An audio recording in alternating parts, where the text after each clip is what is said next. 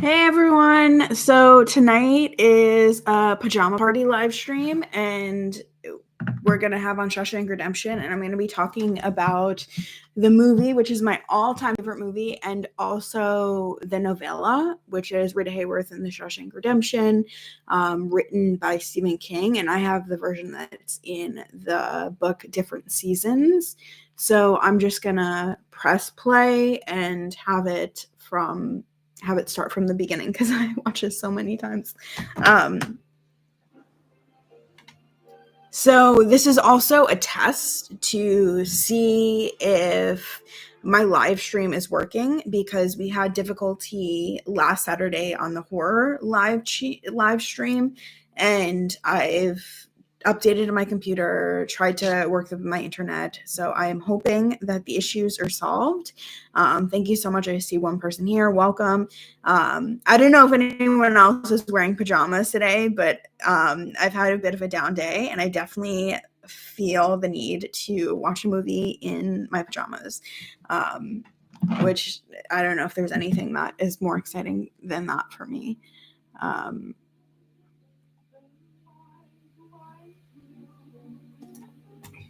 So the movie is starting.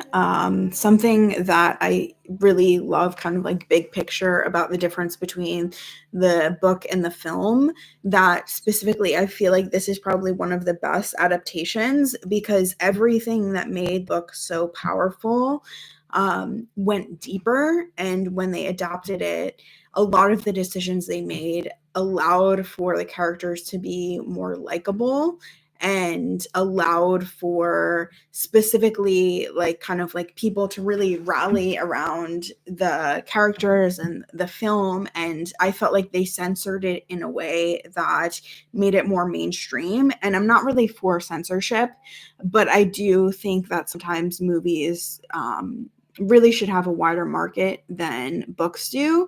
And I think it makes sense to me for books to be more mature and have more mature themes and even darker themes than movies. Although I think there's definitely a market for movies that have that vibe of going in depth and deep and dark, which I love. So something that was really interesting, someone had said that they don't think Andy's innocent and that it's from Red's perspective, which I have never considered. Just because I feel I feel like I want to root for Andy, and that personally I don't think he's guilty. But I also love the idea of there being multiple theories and for theories to further the plot. So I absolutely support people feeling differently about this.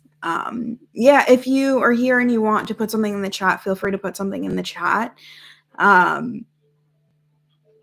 Or ask any questions. I personally love this movie. It is my all-time favorite movie, and thank you for being here with me.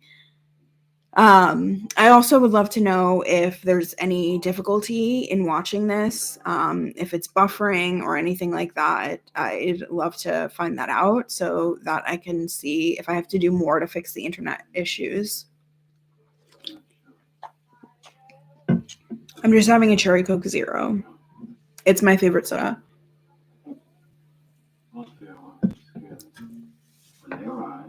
So far, so good. Thank you so much, Jamie. Coyle is actually one of my family names, so I wonder if we're related. Um, I think the Coyle family was from Hoboken.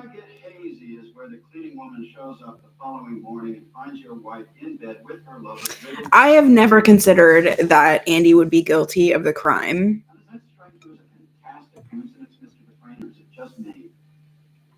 Scotland. Irish heritage. Yeah, they were Irish too.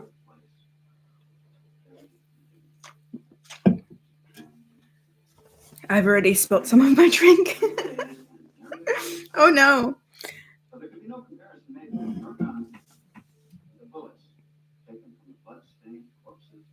I love how Stephen King, some of his stuff is like specific periods of time and not necessarily all modern day. Like I think about in the same book as this novella is The Body, which turned into the film adaptation Stand By Me, and how that is set in a different period than today. And I absolutely love that. I think there's something so nostalgic about having something written in a period, and I personally love that about stories, is that um, you never know just how powerful something can be until it's written. Something that I love about this, it's actually probably my favorite ending to any book or novella.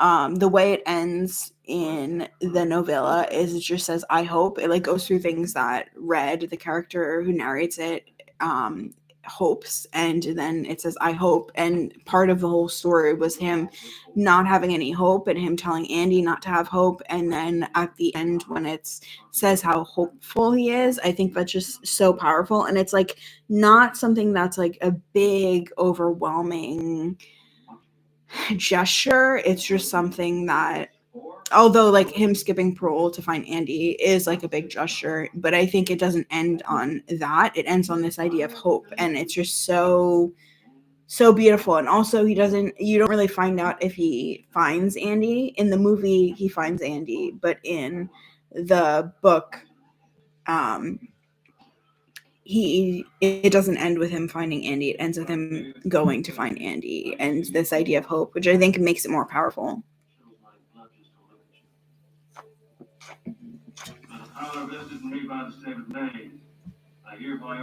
I don't know if anyone ever thinks about like what if they're framed for a crime. I think about that sometimes. That would be really horrible.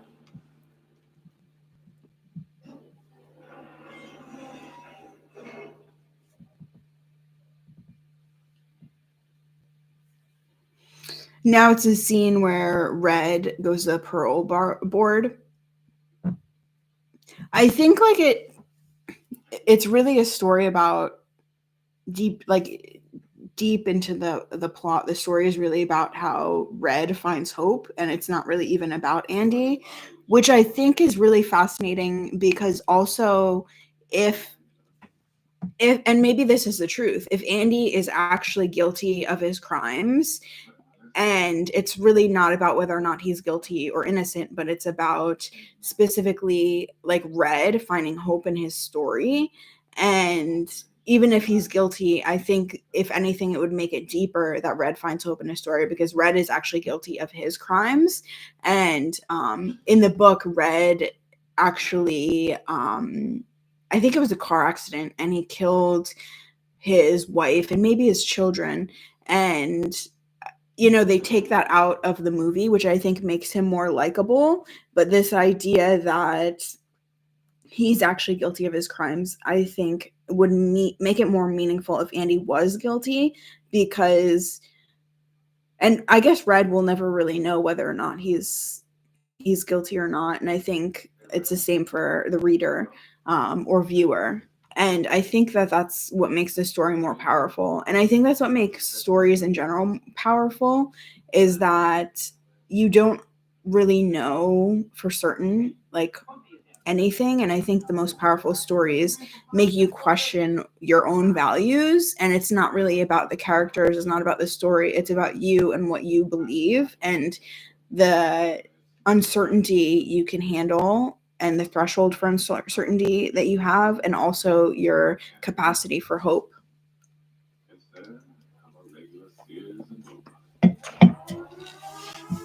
I think Morgan Freeman is probably the ultimate narrator.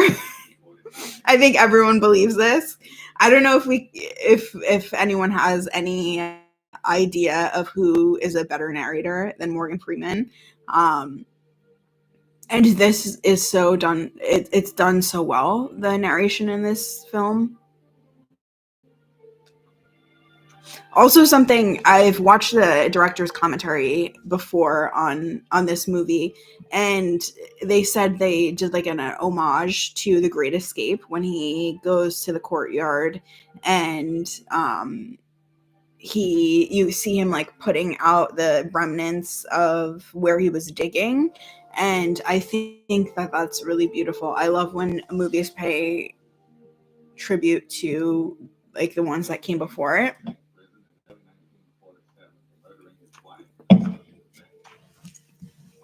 I also, something I love about this movie is like the idea of like people not knowing each other and people underestimating each other and then becoming best friends. He really is. He can make any subject interesting just with the way he tells a story. Yeah. I think I watched the one where he does the narration for the penguins, and it's like so soothing and like so happy.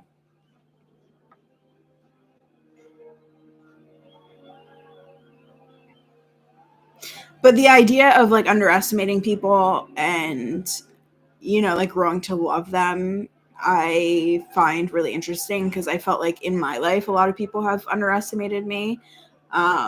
And they've grown to love me after that.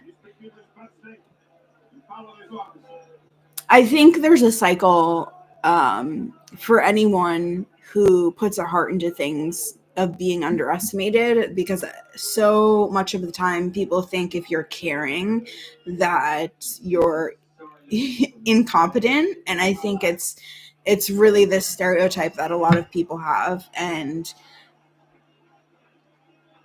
I think defying stereotypes is a really important part of life.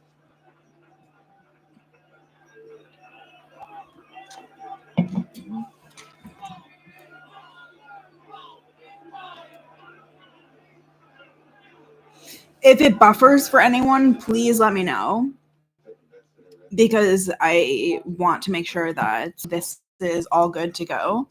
Um, so they're placing bets.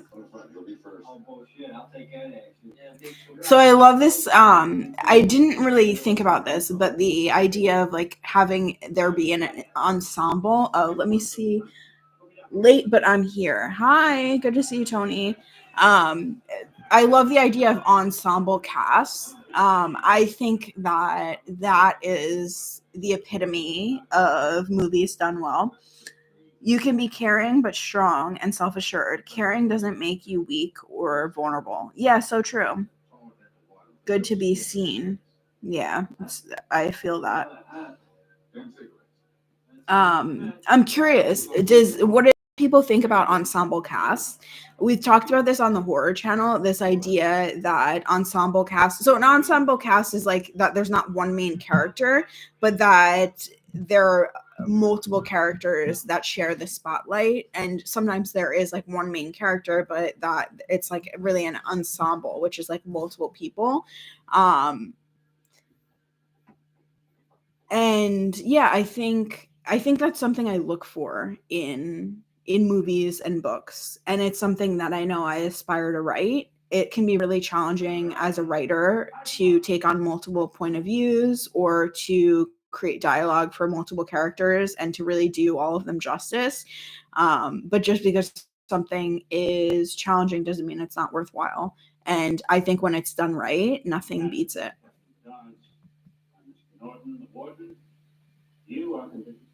I probably can't even tell you how many times I've watched this. Um,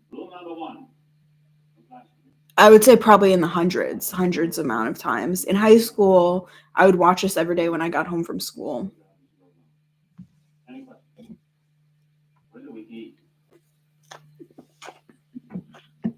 You've never seen it? Oh, I'm sorry. I hope I don't do any spoilers for you, but I'm going to be talking about what happens because I think it's so intricate to the plot.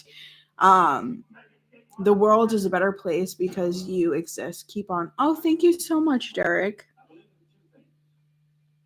If that's Derek from TikTok, I see that you've messaged me before, and I actually I have to reply. I haven't watched the videos that you've sent. Um, for some reason, I have like a block to watching videos, and I just am not on TikTok enough. I'll reply when I see what the videos are about, because there's I just I don't have the capacity to watch videos all the time. Actually, that's something I don't know if my friends know this, but my friends send me videos multiple times a day, every day, and I rarely look at them. Um, like, reels on Instagram. Pulp Fiction is a great example of many different characters played by top class actors, and I think it makes it more interesting. Yes, I love an ensemble cast. I think there's something so just absolutely perfect about it. Pulp Fiction is a good example. Pulp Fiction is a good example of the ensemble cast being like these like stars and like not even like them any of them blending in, but all of them really standing out. Just because I send you something doesn't mean you owe me. Yeah, I know. I loved you as Wonder Woman cosplay. Oh, thank you so much. um I think that the costume, it's actually an old costume, so I think it's way too small for me. But I got so many requests about doing a Wonder Woman costume that I was like, I think I'll probably just do it because there's so many requests. You're so awesome, friend. Love your energy. Thank you. Love your energy too. Heading to eat dinner. Oh, have a good dinner. Great movie. John Travolta at his best. I think I'm a big fan of Grease. I'm also a big fan of Saturday Night Fever. I don't know. I feel like that is so iconic. Oh, thank you. Thank you for saying it. It fit great. You were setting Instagram on fire last night. I don't know about that. Um, and yeah, the costume was amazing and not too small at all. Thank you. Yeah, so I don't know if anyone has seen it. I went to Party City and everything, it's going out of business. So everything is on sale, and the sales just keep getting lower and lower because they have to get rid of the inventory. Um and yeah, I would recommend anyone who loves costumes, or if you have kids that love costumes, or if you have kids and you want to do like birthday party stuff, like like now is the perfect time to like go and get everything discounted, even if it's like you're not going to use it for a while. So I recommend that to anyone. Party City in the States is going out of business and everything is on sale. The sales are great in store, and also they keep putting out inventory from the warehouse in the stores. So yeah, I would definitely go check your nearby Party City to get great prices. And I am not affiliated with Party City. Honestly, I'm so sad they're going out of business. But it just so happens that it's actually kind of like synchronistic because I had the idea to do cosplay, and then I looked that Party City was going out of business, and I'm so sad about it, but it was like perfect timing to be able to have so many costumes that are um at a low price. Yeah, so on Instagram I had all the Party City ones that I got yesterday, and I think I posted like one or two pictures in each costume.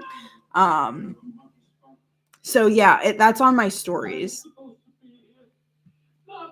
I have like a whole collection of costumes.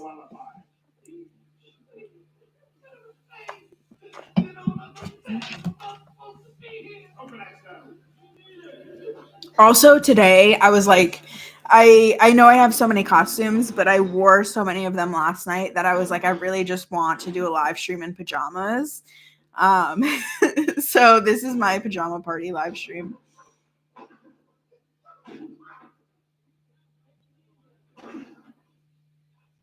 This movie is actually quite violent, which I think is important to the story because I think a lot of the times in life, when we experience violence ourselves, we can feel helpless or hopeless. And also, not just that, but seeing how much violence there is in the world can make us feel hopeless and helpless.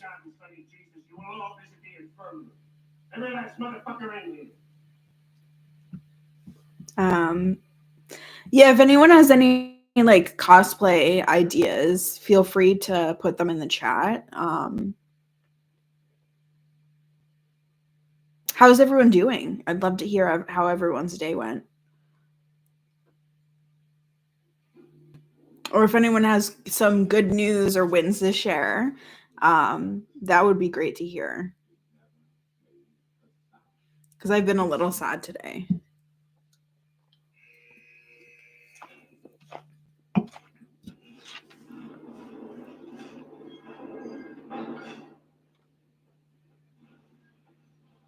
I actually am such a big fan of prison movies. I don't know why. There's something about incapacitation and loss of freedom that it just ignites something in my soul. And I think if there's ever a prison movie, I would 100% watch it. Um, just because I think it's such an extreme case of loss of freedom. Oh, sorry, I missed the chat. Weather has been nice here in Jersey, so that's been great, and actually got out of the house today. Oh, that's really nice. I'm in Jersey too, but I didn't get out of the house, so I don't know that it was great weather. I probably should have gotten out of the house. Naratu. I have seen Naratu, but I don't remember Lady Sunaid. Yeah, a lot of people have been suggesting like anime. Are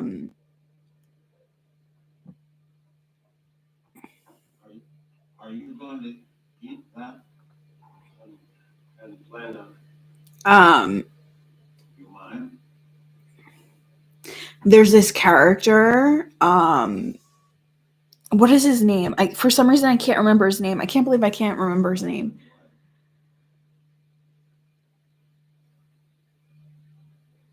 60 and amazing. Wow. Jake says thank you. The older man in this film, does anyone remember his name?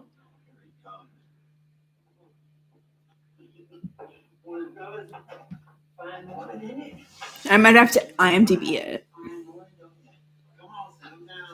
I don't know if that will interrupt my internet too much.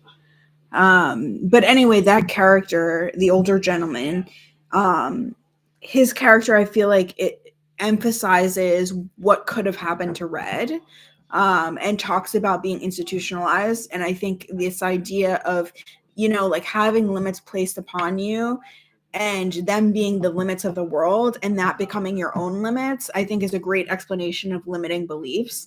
And also this idea that you can rely on the limits of the world being your limits and find comfort in that, and also realize that you are losing freedom, that you are losing joy, that you are losing hope when you do that.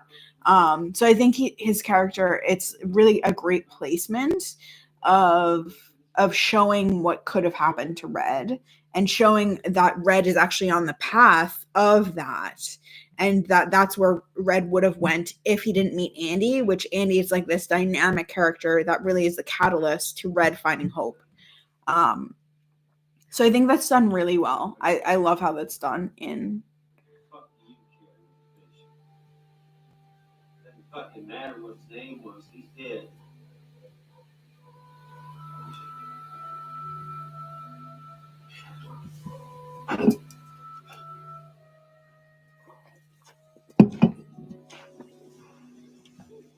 And also in the beginning, there's this new inmate that offs himself. And I think that is like that shows what could have happened to Andy if Andy wasn't this dynamic character. So I think that's really important to recognize, is that the placement of characters show what could have happened to the like very much like main characters of Andy and Red, which I think is so well done. Well, Katie, it's late here in Scotland, so need to hit the hay. Thanks for having me here tonight. Keep being yourself. Your posts on X cheer me up every day. So thank you. Thank you so much. I appreciate that. I hope you have a good night.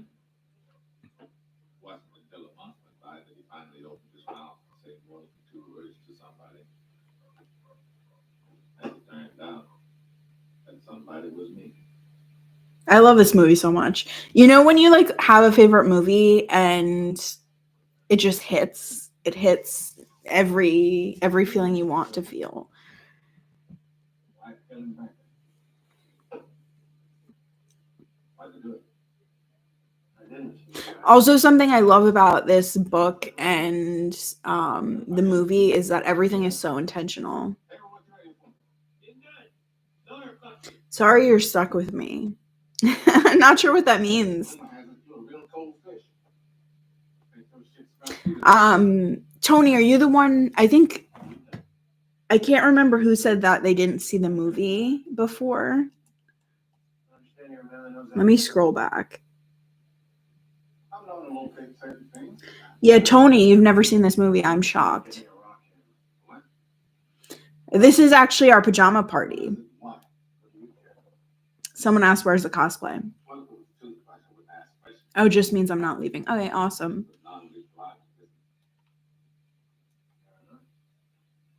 Rock hammer is about 6 or 7 inches long. Looks like a miniature pickaxe. Rocks.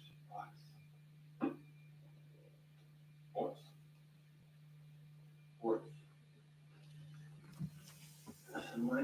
Yeah, I'm having a down day, so I'm feeling like I need pajamas. And I don't know if anyone else is in their pajamas.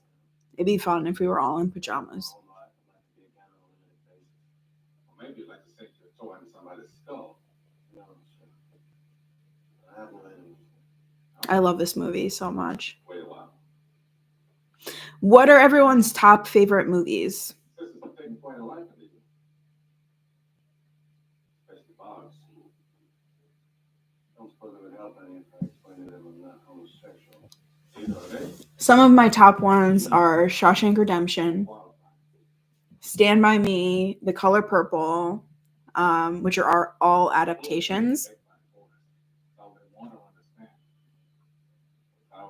It's never interested me. I did read The Green Mile, but never seen that either. Oh, that's interesting. What did you think of the book? Did you not watch the movie because you didn't like the book? Favorite movie is too hard to answer because you can't choose one or because it's complicated why your favorite movie is your favorite movie. $7 and rock and gem shop. The reason it's so easy for me to answer some of my favorite movies is because I watch them so many times that it's like just standout films.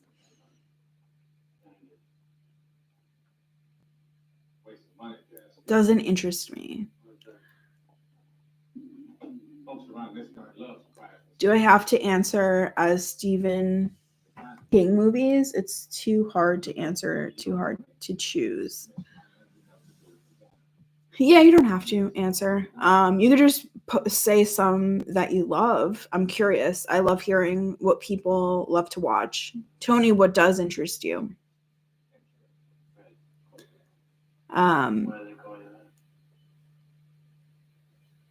Also, the character of Red. I love how it's kind of like his hero's journey. I think that's beautiful. And of course, you don't have to answer Stephen King movies.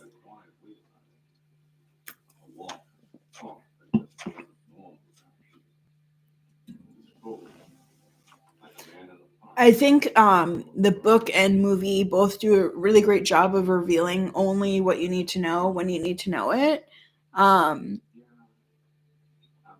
Because it's a novella, I think there's something about shorter stories that I feel like it's easier for them to be so intentional, and there's not anything that you don't need.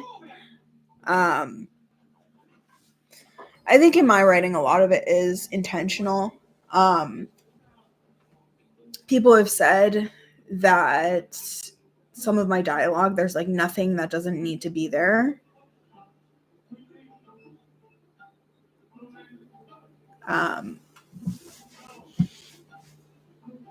It's hard for me to to think about things that aren't necessary. I know I do a lot of talking on these lives, but I actually don't speak much. Parasite, by the way, recently saw it. That's interesting. I haven't seen it yet. I think I might write it down. Do you recommend it?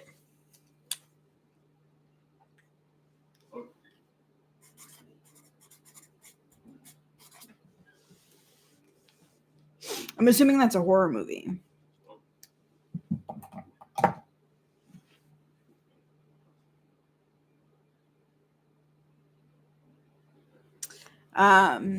I'm curious, is anyone on the internet right now, like they have a tab open and they can look up IMDb who the older gentleman is in this film? I can't remember his name. I recommend it a lot. I mean, it's different from a regular Hollywood movie. No, it's not a horror movie. It's just kind of genreless. That's interesting. Also, can anyone tell me, are you having any difficulty like watching this? Like, is it buffering? Is it freezing?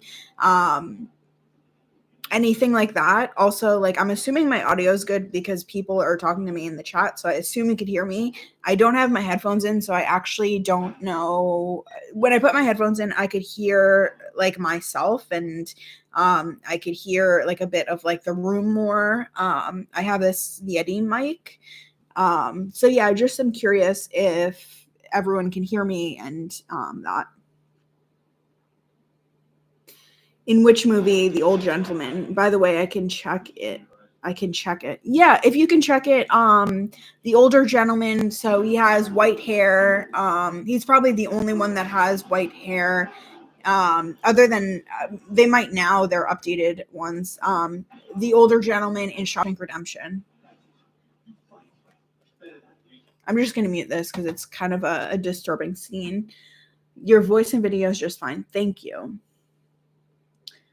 Poltergeist, Star Wars, Empire Strikes Back, Return of the Jedi, Crocodile Dundee, Beverly Hills Cop, 1, 2, 10 Things I Hate About You, to name some of my favorite movies. I'd love to hear more. I love that. I love all those movies.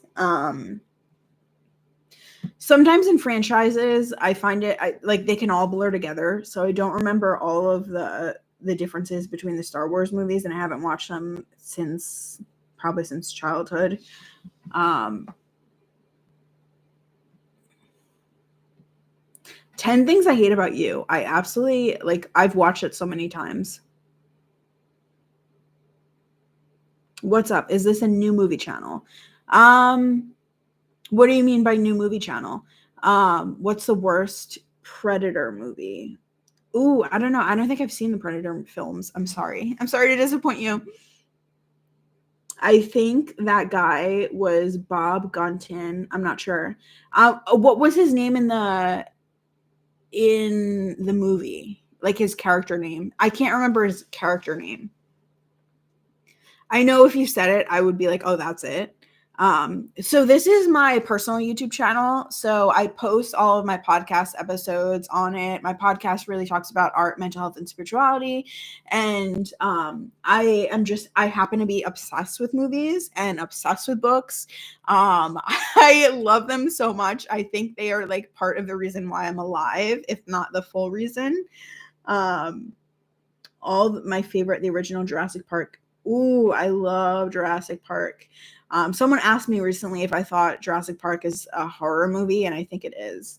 Because I can recommend some masterpieces. Yeah, I'd love to hear. Please recommend some. Maybe if I'm feeling brave, I can do a screen shot. Can't Hardly Wait, Drive Me Crazy, Loser, have not seen Loser, Teen Wolf, Varsity Blues, Summer School, haven't seen Summer School, Private School, my other favorite teen movies. Can't hardly wait. I feel like that's the ultimate romantic movie that for some reason is so romantic. I feel like it's more romantic than The Notebook, although The Notebook is done so well, but I feel like Can't Hardly Wait is just the ultimate like romantic movie. Um I've seen Drive Me Crazy so many times. Other than Warden Norton or Boggs, no, so he's the librarian, the guy who's the librarian, and he also offs himself at the. I'm sorry, I'm like saying it like that. I just don't know if it'll be censored. Afterlife was so awesome, awesome. Afterlife. I don't think I've seen Afterlife. John Carpenter's The Thing. I haven't seen that in so long. The Worst Predator was the one with Keegan Michael Key. Michael Key. What do you do for a living? Are you an author, a writer? So I am an author. I'm a ghostwriter. I'm a creativity coach. Brooks. Yeah, Brooks. That's it. That's it. Ghostbusters Afterlife. Oh, Ghostbusters Afterlife. Librarian was Brooks, and the actor is James Whitmore. Okay, thank you so much. Oh, actually, so it is the scene, one of the best scenes in the movie where he's talking to the guard and he like convinces him to get help with like his banking problems and his taxes. Hello. The chat is like actually going faster than I could read, so I'm sorry if I skipped any.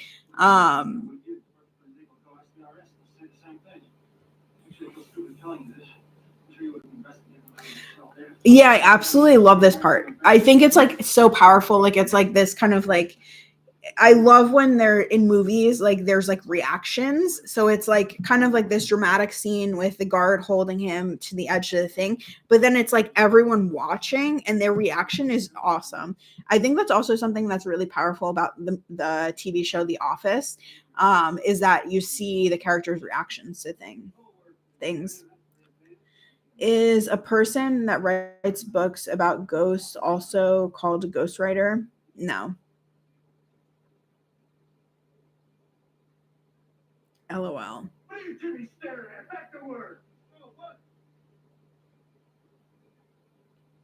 Will you ever do a cosplay live party, like a PJ party? So this is my PJ party. I'm in pajamas. I'm in my Christmas pajamas. Cosplay live party. I do cosplay on my horror channel. I do like horror cosplay every week, and that's Saturday, 6 p.m. Eastern Standard Time.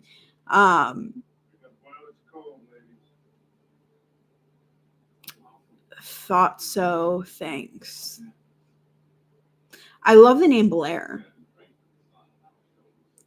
I'm not sure if that's your real name, Blair Hathaway, because it's so beautiful.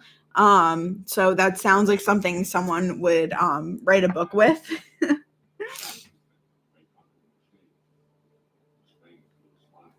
I'll check it next Saturday. Yeah, so it looks like this is working. It looks like I haven't been buffering yet. Again, if I'm buffering, please let me know.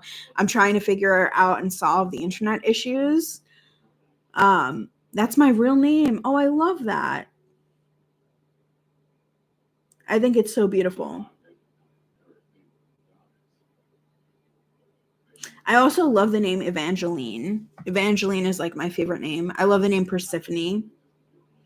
How old are you? You're not buffering. I have very poor internet connection and it looks fine now. Oh, thank you. I'm so glad. I'm in my 30s. Hope you hit 1,000 subs soon on the other channel. Yeah, I think we're at like 840. Last time I checked, it was around 840. It's grown so fast and it's like I can't tell you how much fun it's been. Like it's been so much fun. Like the best time of my life. Like it's been incredible. I love movies so much. Like I am so obsessed with movies. Like it's like so fun to like talk about movies. I would love to incorporate like some books into it because I do love to read. Um but yeah, just looking for the right place. This weekend, the horror live is going to be on Child's Play, and we're going to be talking about this book, The Power of Moments, and we're going to be talking about what makes moments memorable. Have you seen Frailty? No, I haven't. Sounds spooky. Is it a horror movie? Lean on Me. Um, Lean on Me. So actually, his daughter, the that's actually based on a true story, and his daughter, I met her at a TED Talk. And I didn't actually end up doing a TED Talk myself, but she endorsed it, and she is incredible. Hazel Ark. Ghostbusters 2, Fast and the Furious 1, 2, 4, 5, 6, and 7 are some other favorites. Oh, that's awesome. Return to Oz. I don't think I've seen Return to Oz. Love your tweets. I enjoy reading them. That means a lot to me. Psychological horror. Let me just go back and see which one is the psychological horror. Which one was the psychological horror? Frailty? I'll write that one down too. Sorry, I'm like leaning over to get my Sharpie.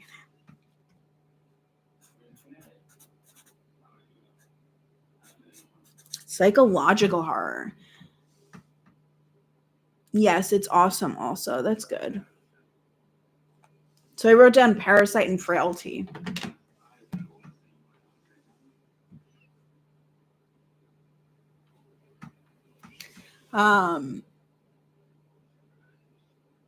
So a lot of the abuse that happens in this film happens in the book, and they go deeper into it into the book. And I think the way they censor it in the movie is actually well done. Have you seen one of the Kenneth Branagh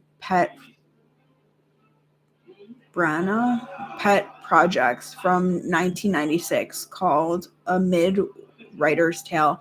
No, I haven't. I should write that down. I'm I'm running out of space on this post-it. Mid-Writer's Tale.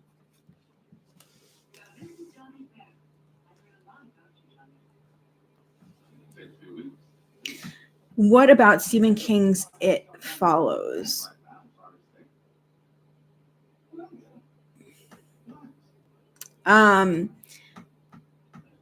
Is the story It Follows, or are you talking about the story It? I have It. I've read some of it. I haven't read the whole thing. A Midwinter's Tale. Winters? Oh, A Midwinter's Tale. Sorry, my eyes. A Midwinter's Tale. Actually, my writing is so bad that it actually looks like A Midwinter's Tale. So I don't have to rewrite that one.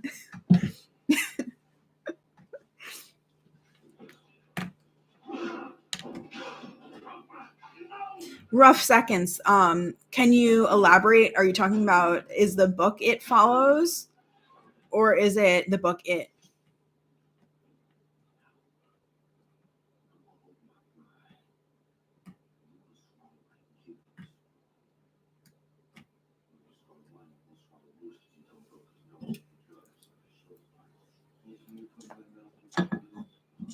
I'm enjoying the soda that I'm having.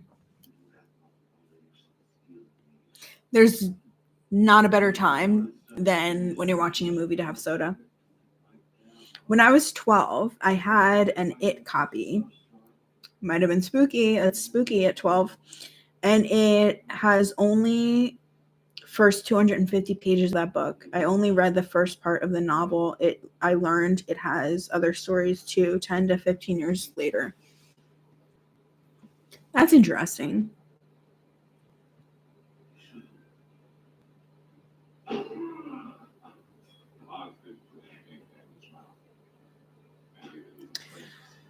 Sorry, I'm just thinking about that. Honestly, I didn't like your tweets at first, but now I adore you. To answer why would take too much to explain on here. Yeah, I get a lot of criticism. I get a lot of hate. Um and it just like honestly, like sometimes it's hard to really know who someone is when your perception of them is in like a tweet.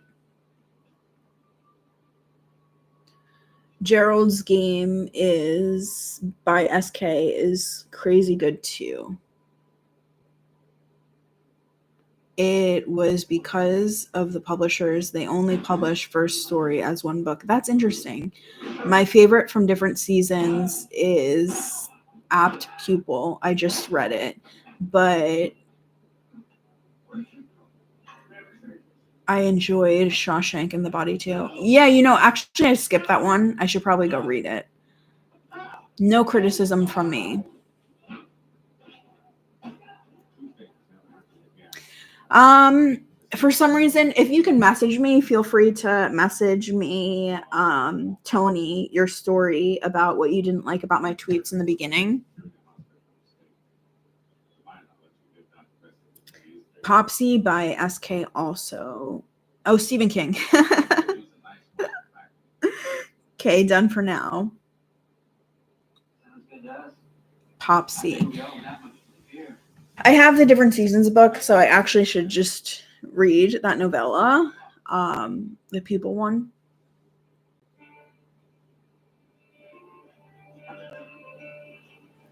All Things Serve the Beam.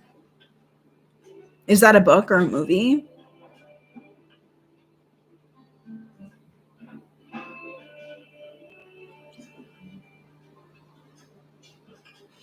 Dark Tower reference. I haven't read that one. I think that when I talk to people about Stephen King, so many people say that's their favorite. That series is their favorite.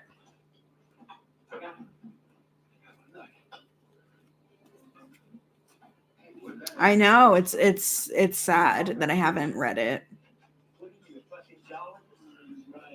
I'll put it on my list.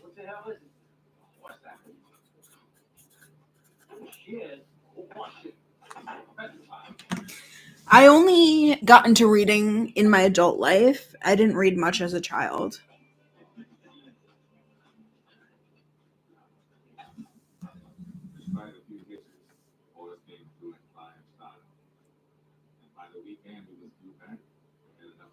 I read all of Stephen King's books in release order once. Oh, that's so awesome. How long did it take?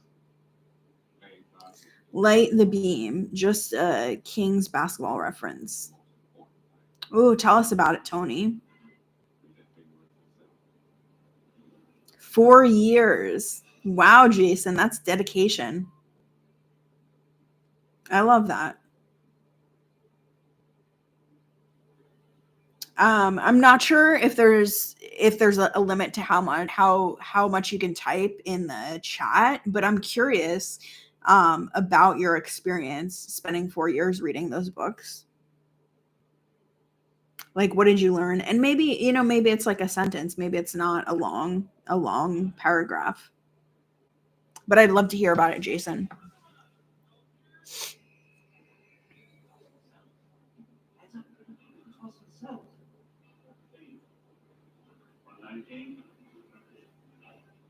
By the way, creating 2 different channels is the worst. For the YouTube algorithm, I'm just saying. I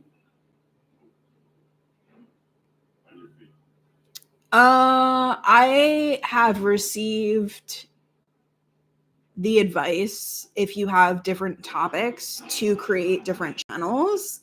And this is from someone who had millions of followers and over 1 billion views.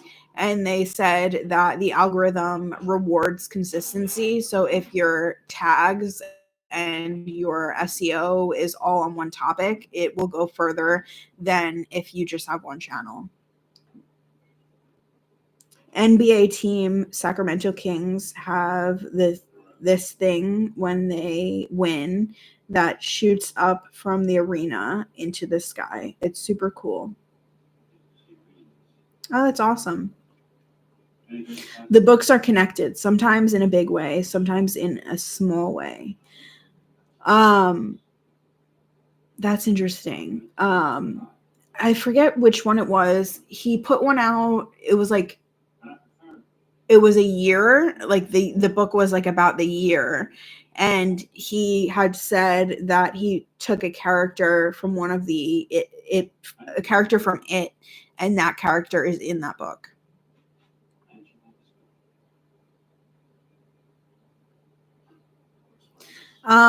The person who said about the algorithm, can you tell me why you said that about the algorithm, about why having two channels is the worst for the algorithm?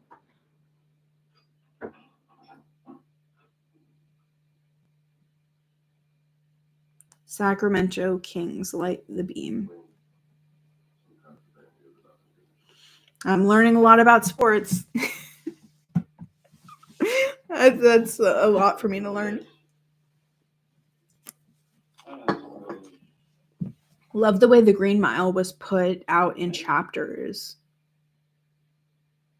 Dime novel style. Yeah, Charles Dickens' Great Expectations was released in that a chapter at a time. I think it was in some sort of like newspaper or something, and it was released one at a time.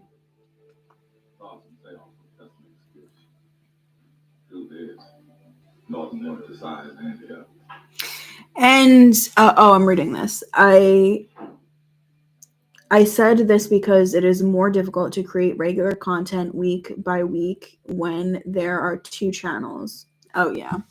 Well, it helps that I don't have a life. Very cool. I wonder if Stephen King likes Dickens. That's an interesting question. The algorithm rewards consistency. You're right about that.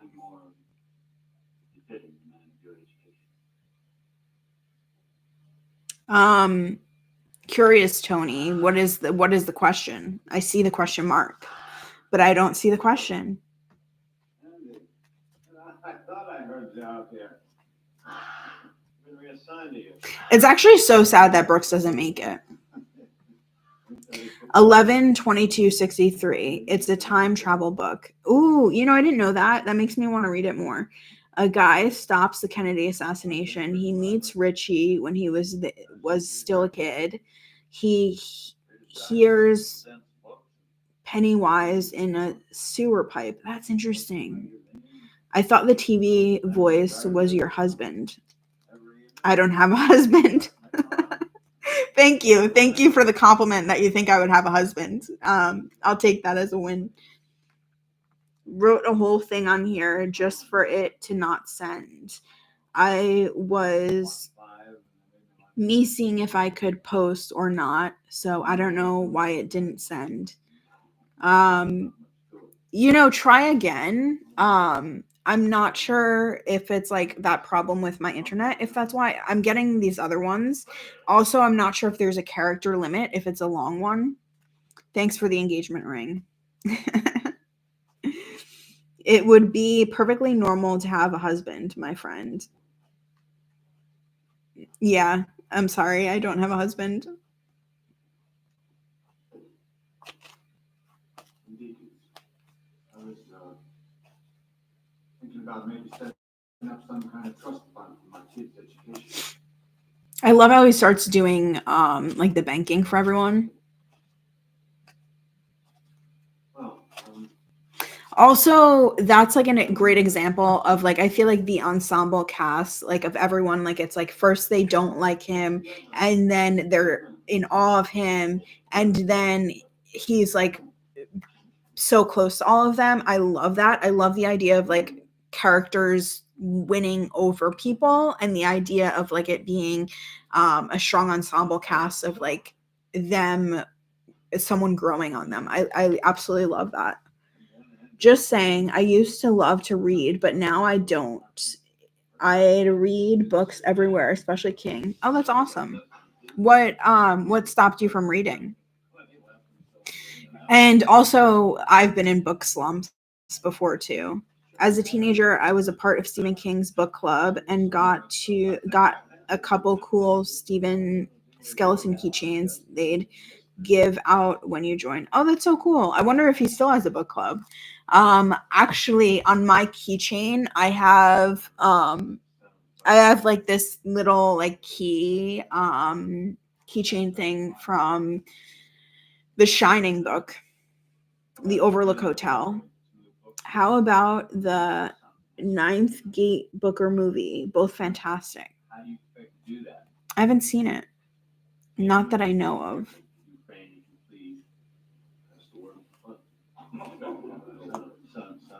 Six wars have been through here in my tenure, and I've learned one immutable universal truth. Not one of them born. Whose asshole wouldn't perk up tighter than a snare drum when you ask him for fun. Just lost internet in just lost interest in reading. Sorry. I'm so preoccupied with this idea of like my live stream not working that I'm like reading something that's not there. Just lost interest in reading. I don't know why though. Guess it's like food. Guess it's you mean like your tastes change like in food, or do you feel like you no longer need food? So many. I love how he writes them to get books for the library.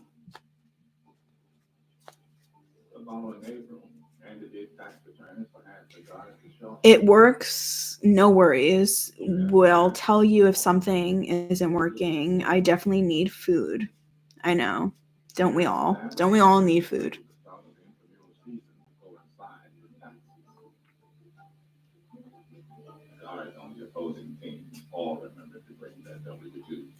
So, Morrissey Prison issued you your gun that you actually. Yeah, something I love also in books and movies is when they show change through characters and the idea of winning people over. I really love that idea. You know what movie I actually also love so much is Air, that talks about the Nike deal with Michael Jordan. That movie is so good. I love that movie so much.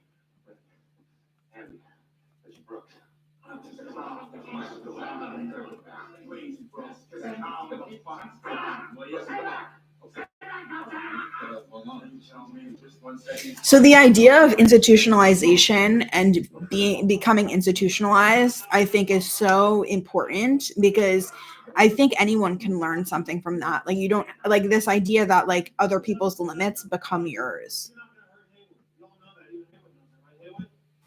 I know that, sure. You know why you're not gonna hurt him? Because he's a friend of yours, and because Brooks Hadley is a reasonable man. That's right, that's right. All right, guys? Yes.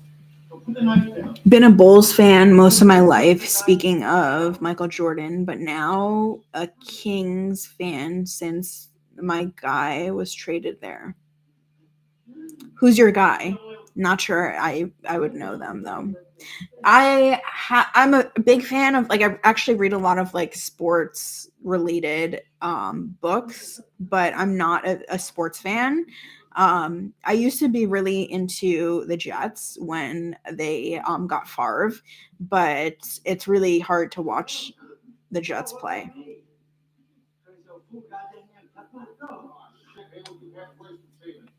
What the hell did you do to set him off anyway? I didn't do nothing. I come in here to say fairly well. My favorite player, I mean. Yeah, I'm curious, who's your favorite player? I saw that movie because of you. Was real good. Oh, you did you love it? I love it so much. That is like that movie is so well done.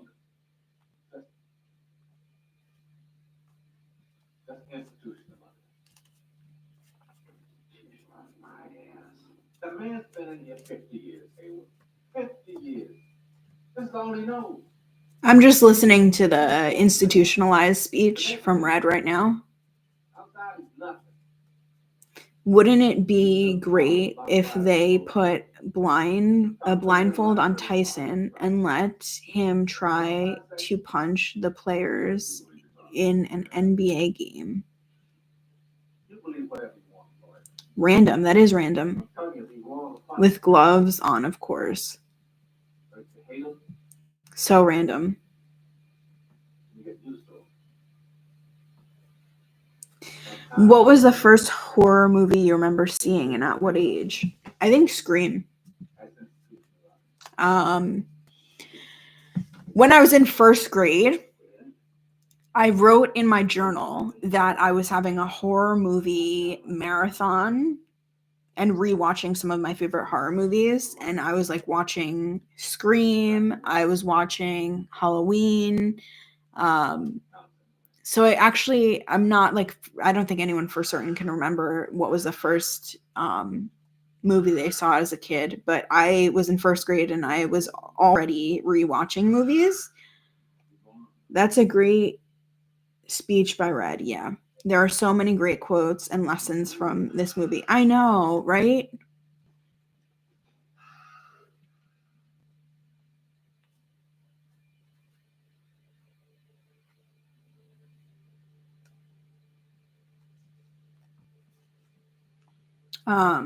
So I think Brooks is getting out right now. Well, actually, I see Brooks is getting out right now.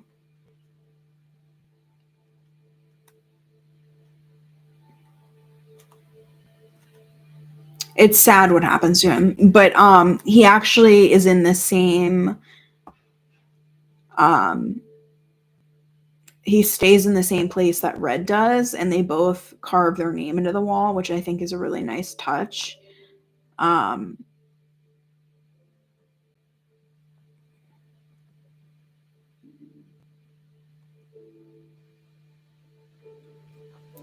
I love this idea, and I don't remember if it was in the book too, but I love this idea of like the carving, because it's like Brooks carves his name to the wall, and he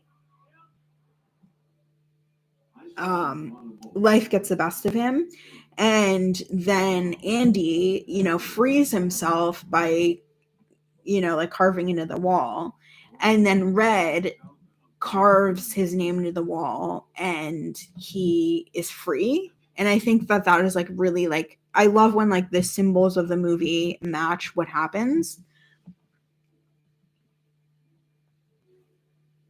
I was 3 or 4 when I first saw a horror movie, being Friday the 13th Part 2, and I remember the exact shot as well. Oh, that's awesome.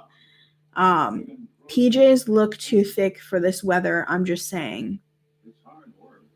I have shorts on my bottoms. Have you ghostwritten scripts? If so, have you read Robert McKay's Story, Substance, Structure, Style, and the Principles of Screenwriting? I'm going to write that down. I haven't. So my first fiction short story, I actually adapted it from a screenplay I wrote.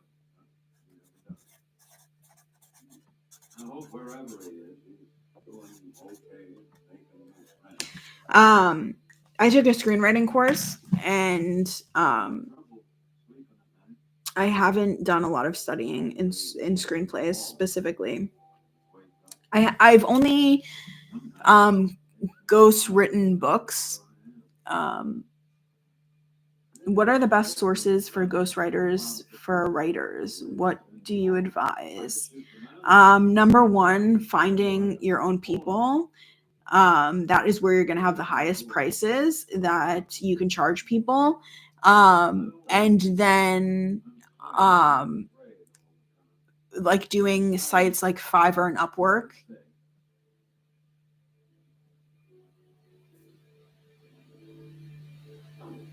Subbed. Thanks for chatting. Of course, this is so fun. I was having a bad day today, and that's also why I was like, I can only wear pajamas to this. And yeah, I feel so comforted with like, watching this movie, which is my all-time favorite movie, talking about the book, like hearing from all of you and your life stories. Like, I love that. McKee narrates story for the audiobook. It's so amazing as it's hilarious, especially the chapter on plausible dialogue. Oh, you recommend the audiobook? Also, William, are you a writer? Do you do screenwriting? What kind of writing do you do? Has he said the line "get busy living or get busy dying" yet? No. It's Brooke. It's the end of Brooks right now.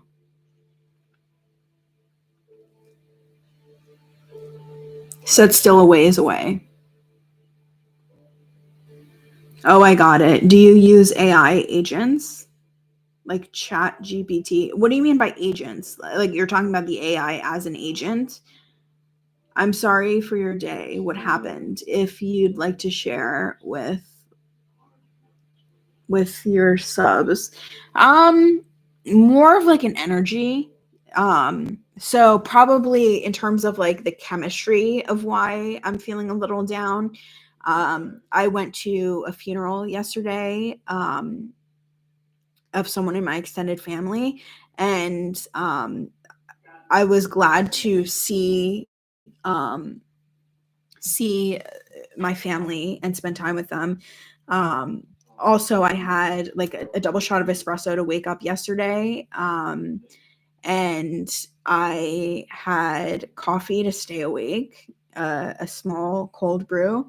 And then at the end of the day, I had to travel back here. So I had a Red Bull. So I think just kind of like crashing from all the caffeine yesterday, and today I only had 2 cups of coffee, can be challenging.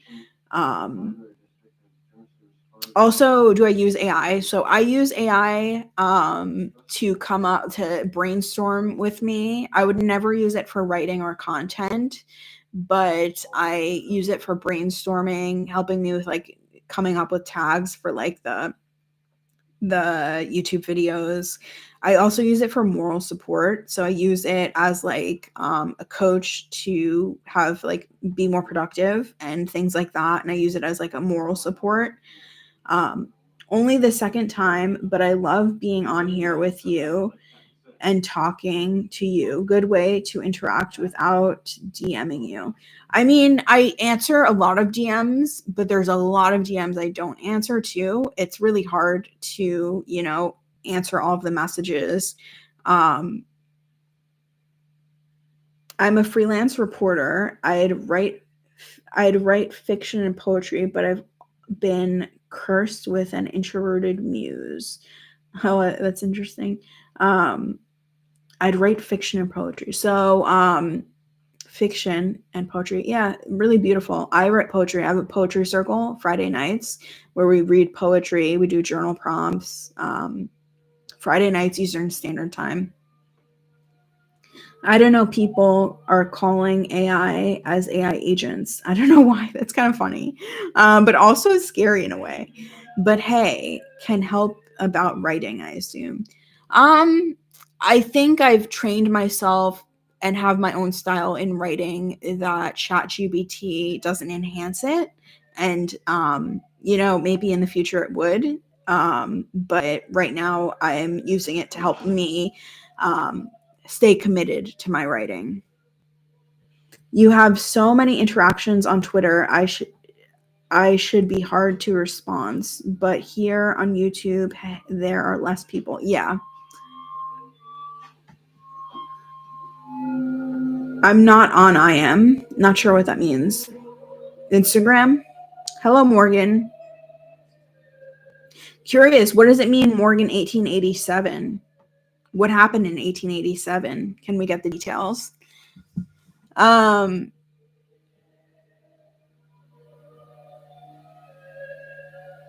can also help learning some specific topics while writing. Yeah. I was born. Wow. I love that. You were born in 1887? I have no idea to this day what those two Italian ladies were singing about. That math doesn't add up. On your Instagram, I meant to say. I like to think they were singing something. Actually, I'm not sure if it's still on there. That's my Instagram. My Instagram is the same. My handle is the same across all platforms except for Pinterest.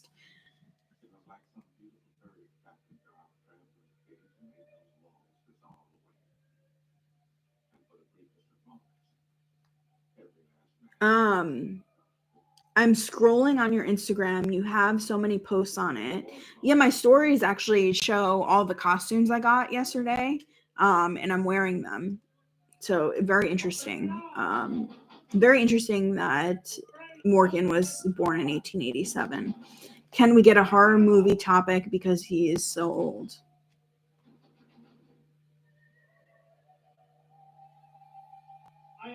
You're lost because you didn't see my comment. I am lost. I didn't see it. Can you just repeat it?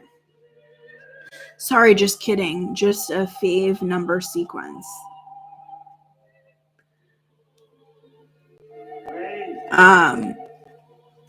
Yes, let's all be nice.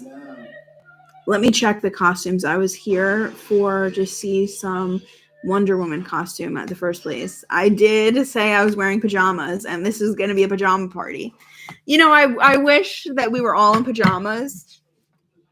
That would be so fun.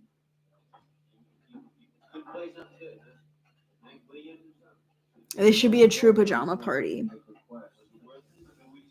On your Instagram, ask me anything. I asked you a horror question and looking forward to your answer.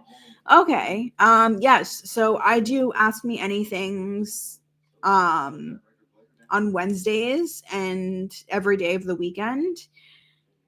Sometimes it takes me a while to respond. I try to answer as many as I can. Usually ones that are like in topic of things I'm working on or my projects. I think I answer all of those. Um,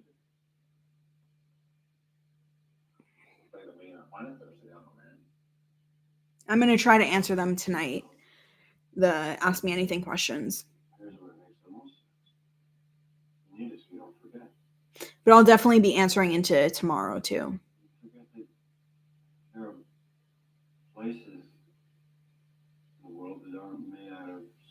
You can't be sure if I'm wearing PJs or not at all. I can never know. He is talking about hope. I think this is so powerful, and has inspired me so much that there's a place inside that they can't get to, that they can't touch.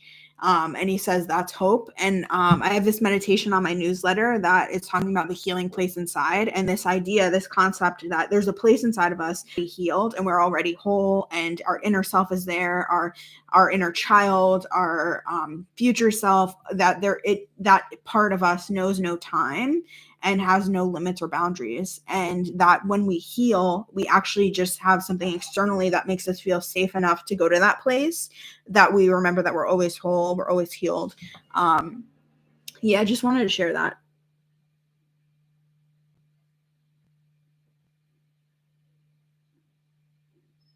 You have a photo with Taylor Swift 12 years ago. You scrolled back 12 years ago. Yes, I did. I met Taylor Swift. Okay, so this is it. My friend saw that there was an essay contest to meet Taylor Swift, and I was like, yeah, you should do it. Like 100%, like go for it. Like, why not? And then she writes an essay on how she was bullied for being tall, and she won the contest. And this was during the Red Tour era, the first time around. And yeah, she brought me. And when we met Taylor Swift, my friend was like crying about saying about how she was bullied for her height, and that Taylor inspired her because Taylor was also bullied for her height. So they were both crying. And I was just kind of like there, like, like kind of like, not crying, but it was sweet. And Taylor Swift was a really amazing person. I really love her. She her compassion really shone through. I have pajamas, but wearing wall jeans since I went out, but can change if you want me to. I don't want to make anyone change.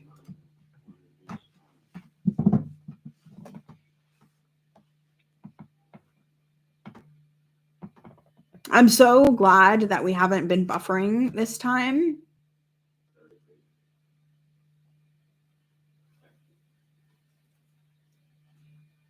I believe in mysticism. I listen to Hindu meditations and Alan Watts. Do you have any interest in that kind of thing? Actually, so on this channel, I have interviewed like spiritual coaches. So I actually am really interested in spiritual stuff. And the podcast is on mental health, art, and spirituality. So yeah, I am interested in a lot of those things. Um, I've had spiritual coaches before, and I, I would call myself a spiritual person. Just seen your whole shirt when you backed up, and it was really cute. Oh yeah, it's a Christmas themed shirt. I really love cozy and comfy pajamas.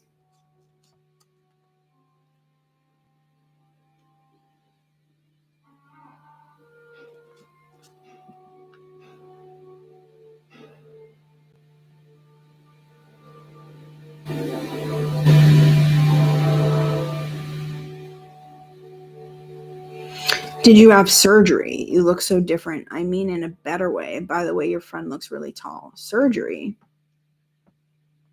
How do I look different?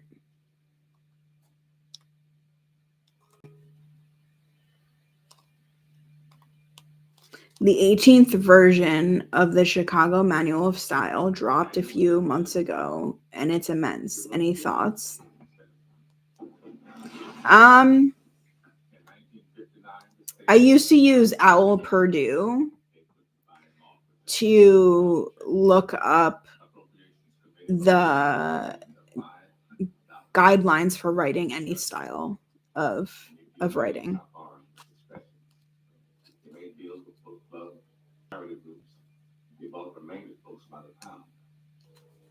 Treasure Island, Robert Lewis, Stevenson, fiction, adventure. What's next? I got here auto repair and soap carving. Trade skills and hobbies goes under education. Your nose looks better. I have better angles. So I do have a really big nose, but unfortunately, I wouldn't get surgery, so my nose is always going to be big. My eyes are bigger.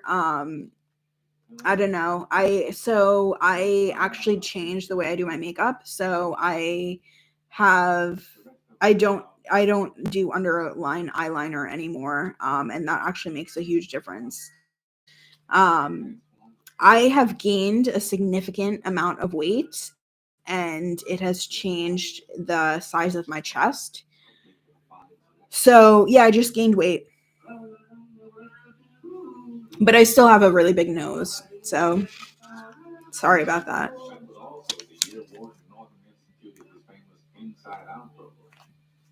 You may remember reading about it. It made all the papers and got his picture in Look magazine. No free riding, but rather a genuine progressive advance in corrections and rehabilitation. Our inmates. I got it. Maybe it was about your makeup. The weight was gained very well. I mean, 12 years ago, a lot happens. Fortunately, I think I look a lot better when I'm heavier. Um, I've been like super skinny before, and also like I struggle with eating disorders. I've been super skinny before, and I think it really makes my nose look a lot bigger, and it makes my face look huge, like when I have like really like thin when I have really thin arms and stuff. um I could be wrong, but you seem to be comfortable getting compliments on your looks. You seem to not be comfortable getting compliments on your looks. Push, you're absolutely beautiful, big nose or not. Thanks. Actually, I was dating someone, and every time he would compliment me, I would be like, I would be like, yeah, but my nose is huge. Um, the relationship didn't work out. Not sure if it was because of my nose. Oh yeah. Also, so I contour. I contour. I don't know if anyone here. I'm not sure if everyone here is actually a man because it might not. It might be you guys don't know about makeup. But I contour my face. So actually, I put like darker makeup here and darker makeup here and darker makeup here, and then I put lighter makeup here, lighter makeup here, and lighter makeup here, and that actually like makes this pop more, and it makes this look like it's smaller and like there's definition to it. So yeah, actually, there's a big difference when I don't contour my face.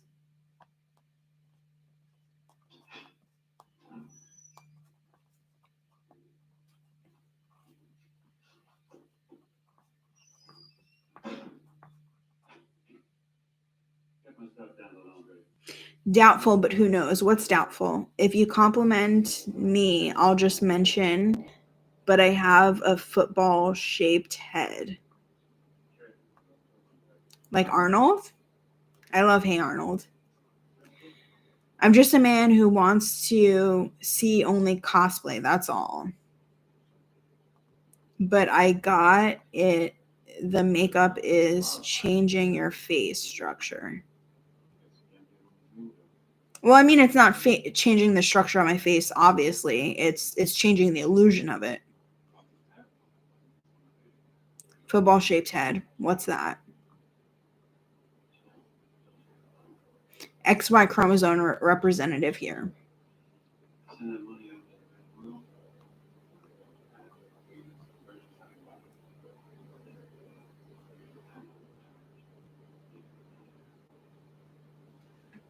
Head shaped as a football. Yeah, let's not make fun of anyone. Not saying anyone's making fun of anyone, but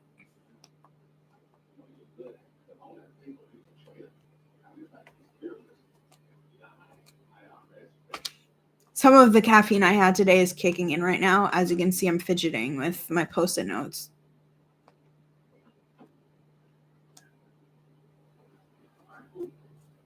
Talking about myself. Oh, Tony, you were the one who said you had a football-shaped head?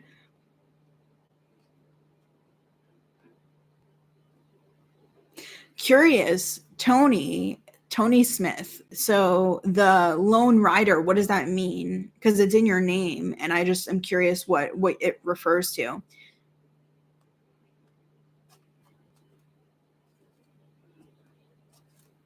And also, I think being nice to each other matters just as much as being nice to ourselves.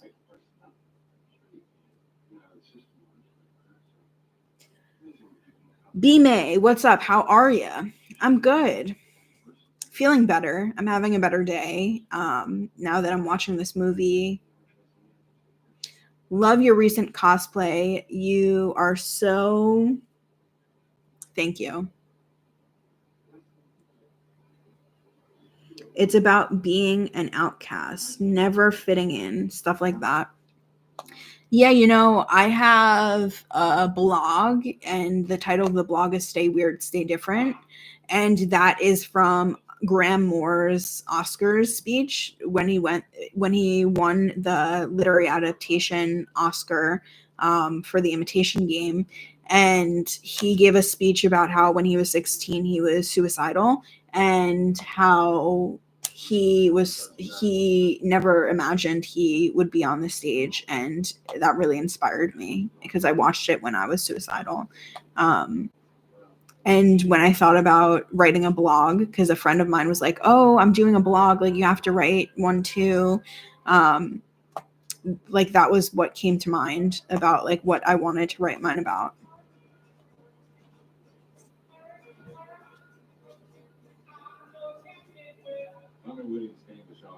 It's good to be weird. The world would be boring if everyone acted the same. So true. And it's also kind of absurd. Like, why do people feel like they have to fit in? Hey, come on, old boys! Who would like molasses? Make me look bad. We like to immediately. So I'm backing out the door, right? I got the TV like this. It's a big old thing that prints some shit.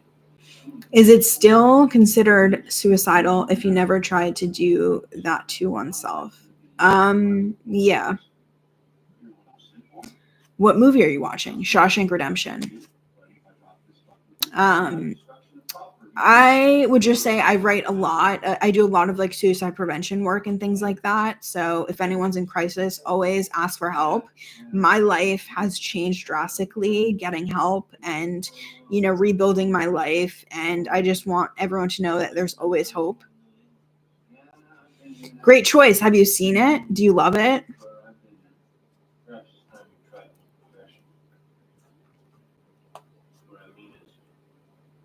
You also would be a very good thief. Maybe you try something else. Yeah, well, what the hell you know about it? Home? What are you in for? Boy.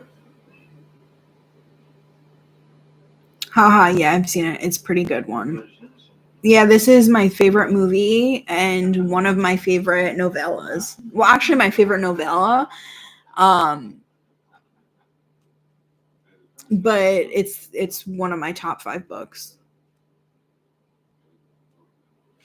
Oh, I don't care, honestly. I don't need to fit in or be liked, and am fine being alone. I thought you were gonna say it's my first time watching. I said this earlier, but I've probably seen this movie hundreds of times. Um, there was a full year where every day after school, I would go home and watch this movie. I've also seen the director's commentary multiple times. My favorite movie is from the same year, I think. Forrest Gump. Damn.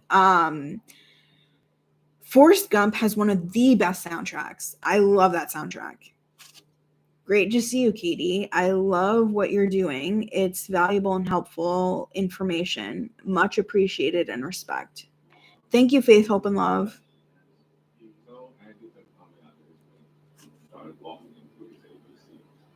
As a kid, my mom would always wake up to find me watching Empire Strikes Back. Oh, that's awesome.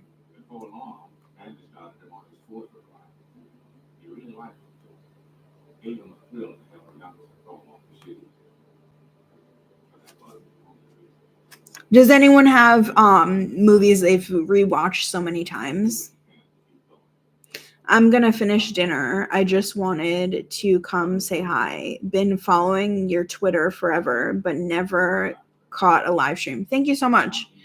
I'll come back on my PC if you're still here. Awesome.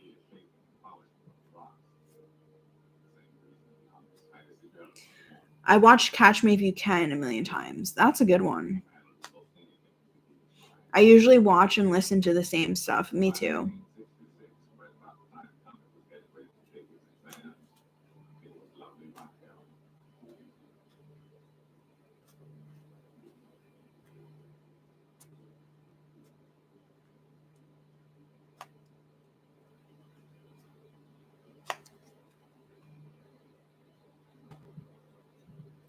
Yeah, something about compliments is it's so hard to take compliments because I get so many people insulting me all the time that it feels almost like none of it matters at all, and that I think you get so used to people's opinions, people having opinions on you, the way you look, your life, the way you show up, that all you become numb to all of it. Cats going up trees. 5 times 5 is 25. Fuck this place! Fuck it!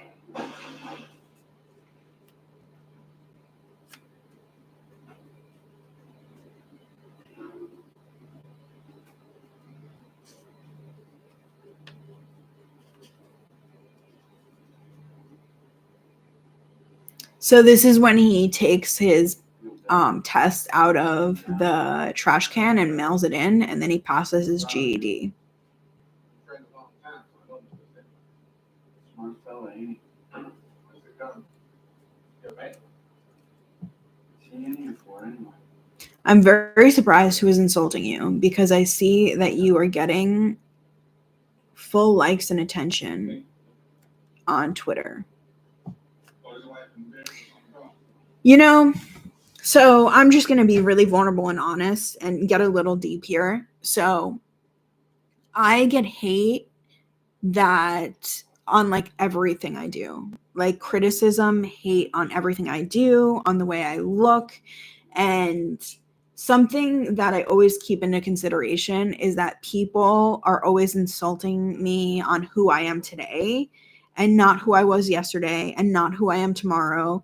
And recently I had someone say something about like, I'm not really, a businesswoman because I have revealing photos. And I think to myself that I was actually less successful in my life times when I was wearing suits. And, it's crazy. And it's like, there's times in my life where I was completely covered up and I was so private about my life and I was wearing suits and dresses and blazers every day. And, that person couldn't have said that to me then. And who I was then, that's still a part of me. And I think, hate is always irrelevant because people pick out what they see, and there's so many parts of a person that is not public. So, just honestly, it's a lot of bullshit. Like people don't see who I have been for the last 30 years of my life. They see some little fraction of who I am right now. And I know that a lot of the times the hate I get is subjective and irrelevant because who I am now is just a small fraction of who I'll ever be. And yeah, I do get a hate and criticism on everything. Have you heard Solaria? Okay, I can't pronounce that. The song that inspired the Shawshank Redemption. No.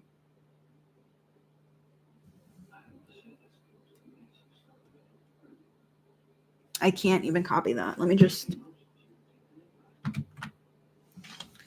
tell me about how this song inspired the movie and film or book. They can say you're showing so much wife material, but it is what it is. It is part of your body. Yeah.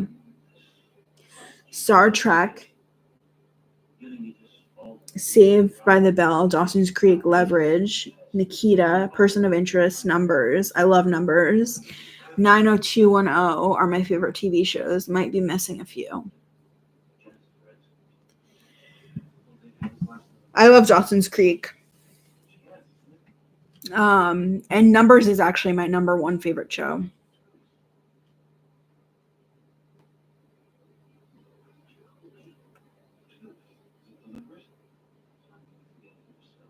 The country club will have his old time club. Records, W2s with his name on them. What are other people's favorite shows? This meeting is over. Sir, if I would ever get out, I would never mention what goes on. Just as a nun goes into it. Oh, Castle. Castle is a good one. You son of a bitch. Not in this office, not anywhere. Get in here now. Solitary, a month. Loki and Severance. I hear everyone say Severance is so good. People are constantly talking about how good Severance is. I've been rewatching Daredevil for the new show coming out. Oh, the movie? I love the movie. I didn't know that the show was coming out. From Wikipedia, the opera characters are singing about a duplicitous love letter to expose infidelity, and Dufresne's wife, wife's affair is the event which indirectly leads to his imprisonment. Oh, I love that.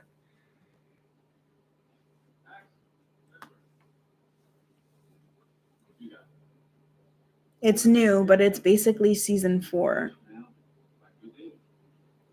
Oh, so they're in season 4.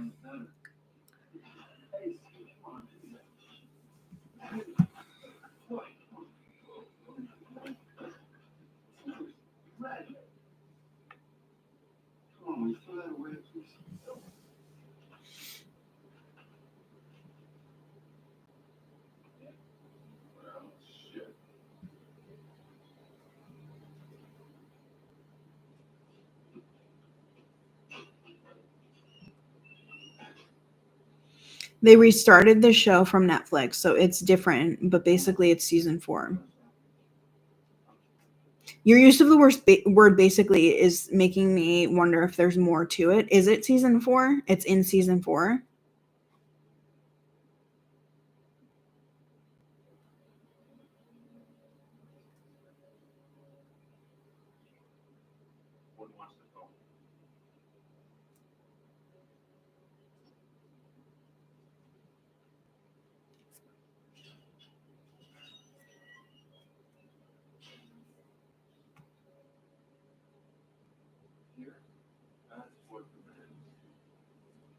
So in the book, the character who has evidence that Andy is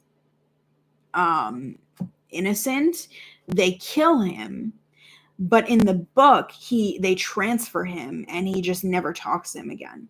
So I think in the movie it makes it more powerful than even in the book. But also in the book there's something about like the realism of like corruption and greed and like all the things that are bad about human nature, and I feel like that is like something that like the book really goes into, that is so beautiful, and that all of those things can be true but that there's still hope in the world. And then in the movie I feel like it's almost like, you want something to feel good about, you want to feel passionate, you want things to be black and white, you want to know who's good, you want to know who's bad. And I feel like the movie does a really good job of like, kind of like this, like maybe a little like sugarcoating it in a way that I think movies have a broader appeal. It's semantics. Good night. I'm leaving now. I liked Egypt cosplay, by the way. Oh, thank you so much. I've been to Egypt 3 times. I love it there.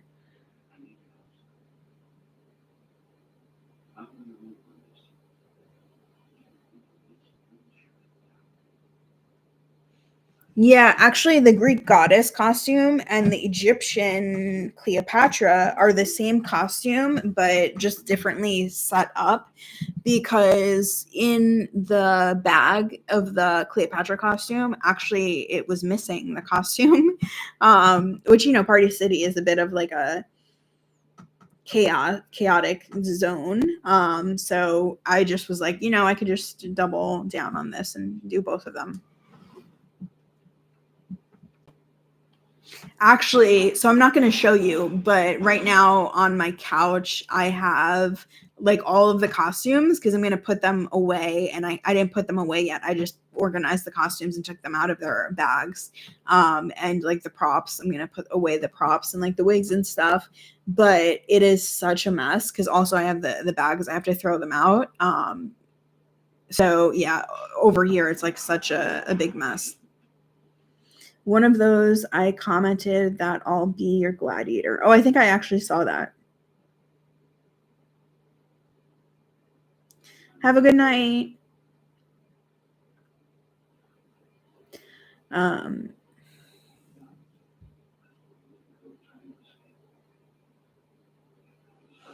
Yeah, so I definitely need to spend some time tidying up.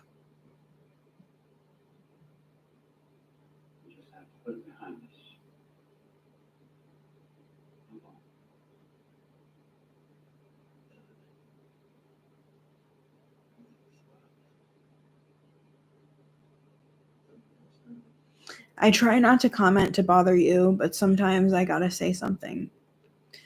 Yeah, I wouldn't say that comments or messages bother me. I just would say that sometimes it's hard to respond to every comment. It's hard to respond to every message. Um, and it's not that it's impossible. It's just that I know the energy I put in certain places is energy I can't put into other places.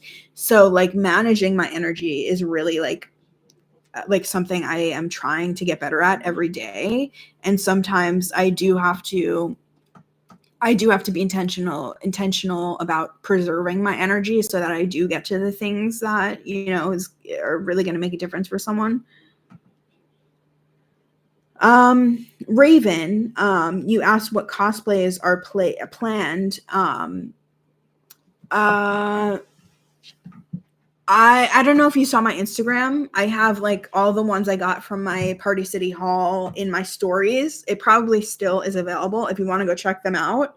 Um, my Instagram, I'll just put my handle again. It's the same as everything else.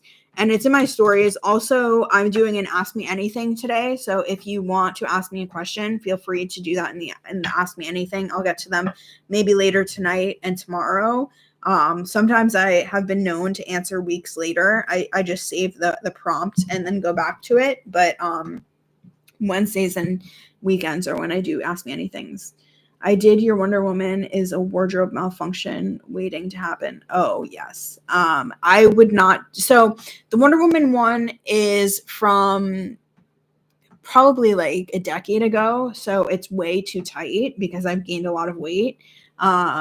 And yeah, it's too tight. I am all natural.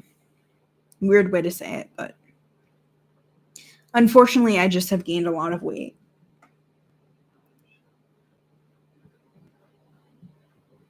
Someone asked if he had said "Get busy living, get busy dying" yet, but it is actually the scene right now with Andy and Red, and he's about to say "Get busy living" or to get busy dying. You still look amazing. Thank you. That's very kind of you. I think they meant that it was a wardrobe malfunction waiting to happen. I don't get lots of back pain.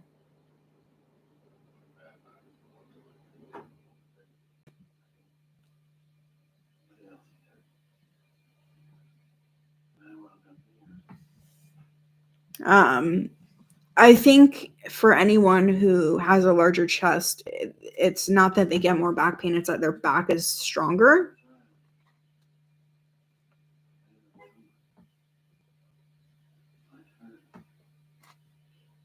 Um, I wouldn't say I think I work out enough that I am not in pain or discomfort.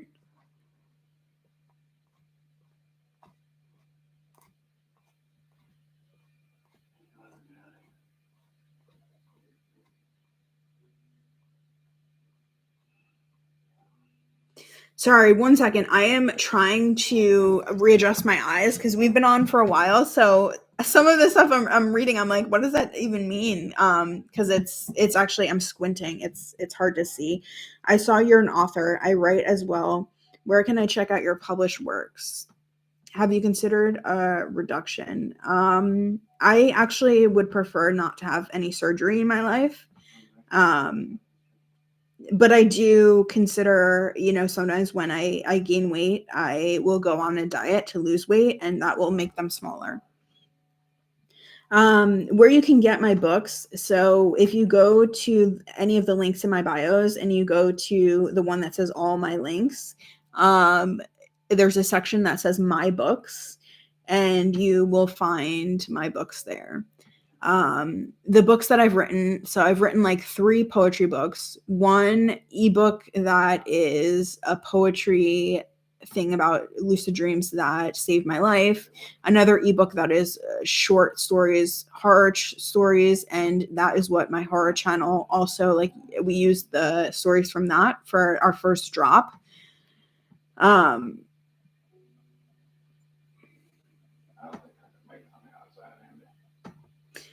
And then my first book, Periwinkle Wishes, was a fiction short story, and that's like an uplifting tragedy. Main character's two-person point of view, about friendship and loss. And I think those are all my books. I think that's everything. I'm only D cup. I can't imagine being how big you are. You must be at least. Honestly, I don't know. I don't measure my size.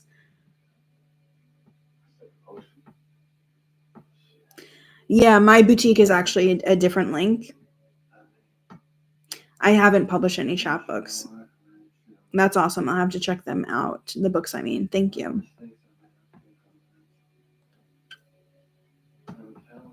I think my best-selling one right now is the Lucid Dreams ebook, and I'm not sure if that was. So we did on the horror live stream, we did like a 7-hour live stream on Nightmare on Elm Street, and we were talking about dreams and we were talking about deja vu. It was so fun. And yeah, just had a total blast. So we were talking a lot about dreams, and then we did another one where we watched Dream Warriors, which is a third one and the best one in my opinion, and a lot of other people's. And yeah, we talked a lot about dreams. So I don't know if that's why that's the best-selling book from my collection right now. I know we are having multiple conversations at the same time. It's fun. It's a lot of fun. I hope to dream of you tonight. Let's hope it's not a nightmare.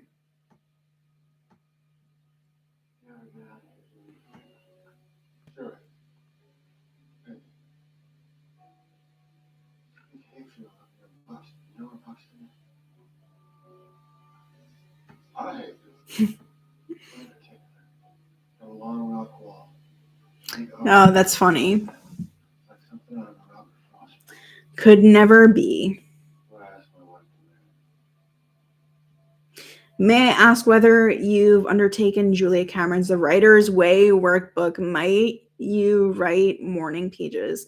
I do write morning pages. I have read. Oh wait, no. I haven't.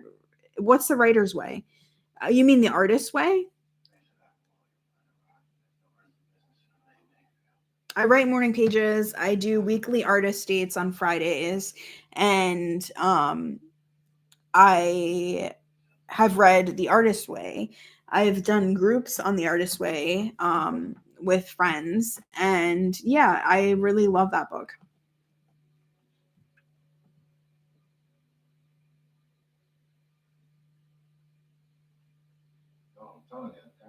Oh, you did mean The Artist's Way, yeah.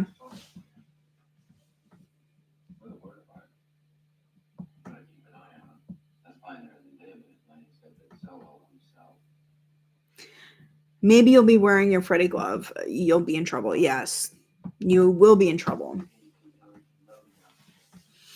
Yeah, I'll haunt your dreams, everyone's dreams. I'll go in and haunt you.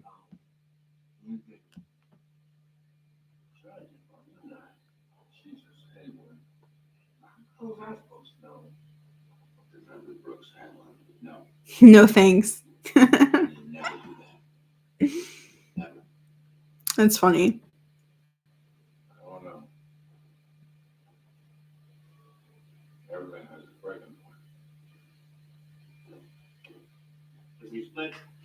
So it is the night where he escapes, which is awesome. I think this movie and the book, it's those kind of things you could reread because you notice more when you read it again. Your Dream Warrior, that's good.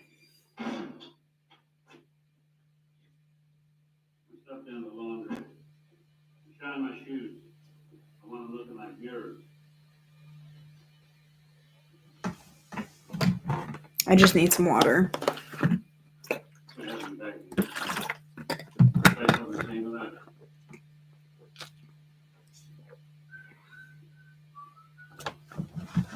Plot twist. Andy wakes up in his cell and realizes that he dreamt the entire movie plot.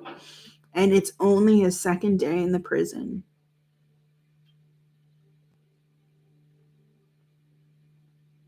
The guy you're watching was a regular on Daredevil season 1. Tony Robbins. Wait, not Tony Robbins. Anthony Robbins. Is it Anthony Robbins? Does someone want to double check me?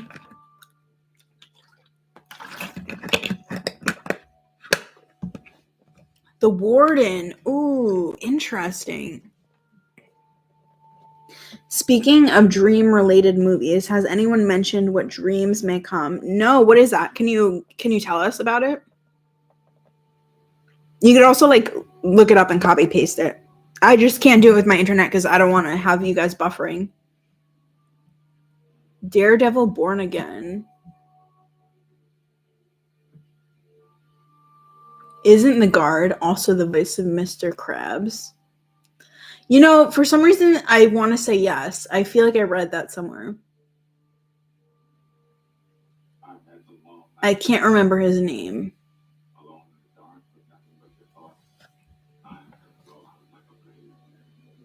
Haha, same. I don't know. Mr. Krabs from SpongeBob.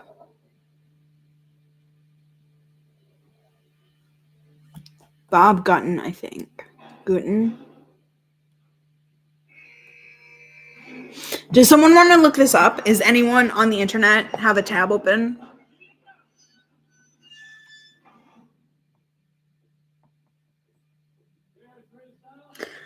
You reading haha same without an ounce of humor on your face makes me laugh. Yeah, you know, actually, I'm known for not reacting to things. I would say this is me animated.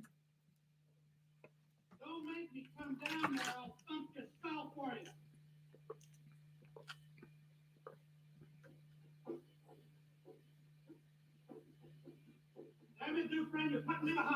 Clancy Brown is his name. He is Mr. Krabs. Thanks, Google. Thank you, B May. You look live action to me. That one did make me laugh.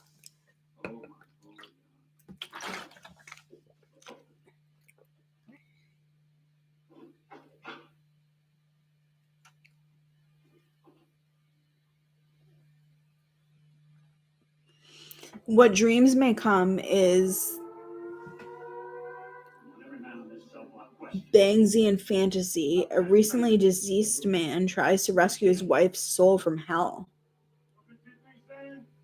Clancy Brown is also the Kurgan in the original Highlander film for us old folks. Don't say that to me again. I'm sorry, he wasn't. Verified by William. Think I'm blind? Am I blind, Hayden? No, sir. What about you? You blind?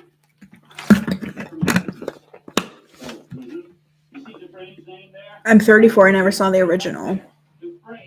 Good books, though.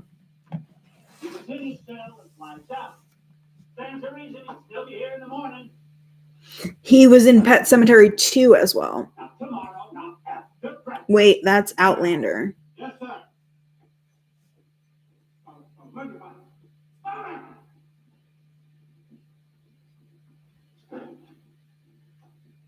Well,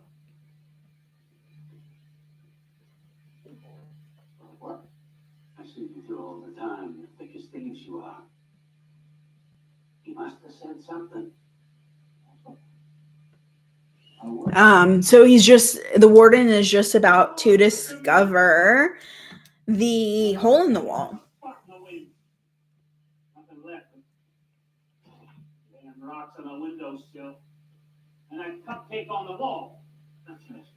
Maybe she knows. What's saying there, Fussy Bridges? You like talking? He's gonna throw the rocks.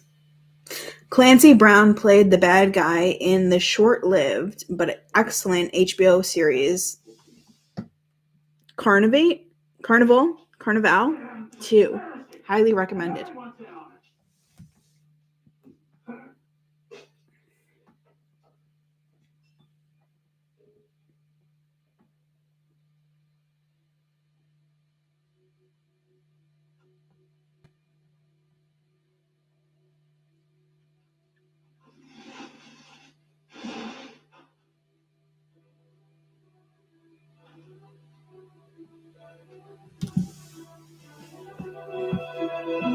So now it's like the part where they like it's the big reveal, so they're like looking for him, and then it's like they explain. Andy Dufresne escaped from Shawshank Prison. All they found of him was a muddy set of prison This movie is so good. I just absolutely love it so much. and an old rock in there, damn near sharp down to the nub.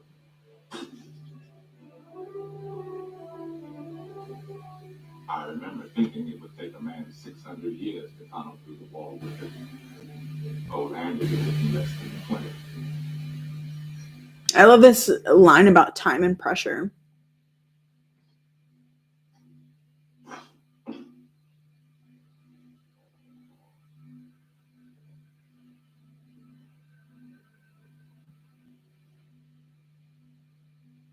Oh, Andy loved you. I imagine. By the way, can you rewatch it? Because don't want to stop talking to you. Well, no one was saying anything.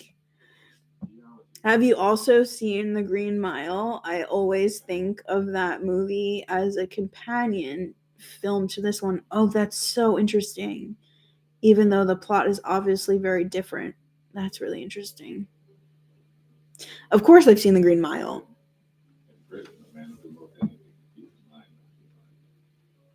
I think that's such a beautiful movie. Turns out, Andy's favorite hobby was toting his wall out into the exercise enough. A handful at a time. I guess after Tommy was killed, Andy decided he'd been here just about long enough. But was it actually green? Just about finished. Does someone have an answer for that? Also a great book. Yeah, I haven't read that book.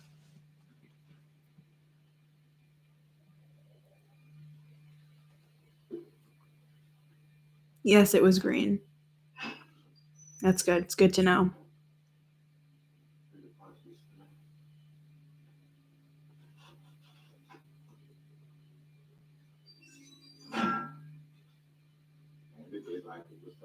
I don't actually know. Did you read the book? Did anyone read The Green Mile, and can they tell us? Was the mile really green? Did they talk about it in the book? Like why it's titled that? Was so long ago. I can't remember. I just remember enjoying it.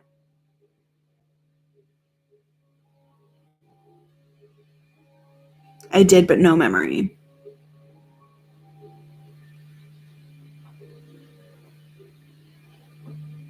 Well, it's the death row aspect. They're walking the mile, I think. Going to their deaths. Yeah.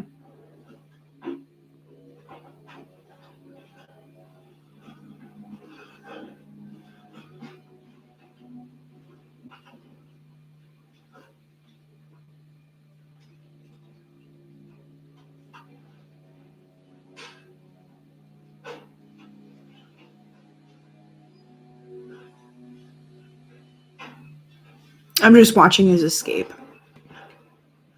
I just remember reading it in front of a schoolmate at this store. Her family had the register a long time ago.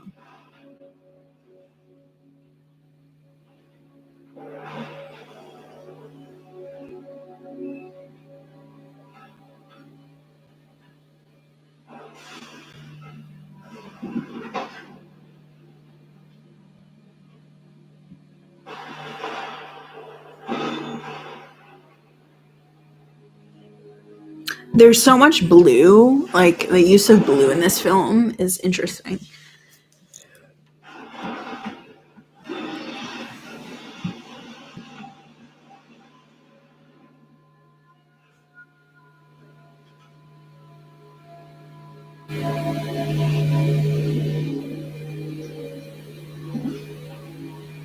Just in case you forget, engagement ring. I don't think I'm getting married anytime soon. 500 yards of shit-smelling foulness I can't even imagine. Or maybe I just don't want to.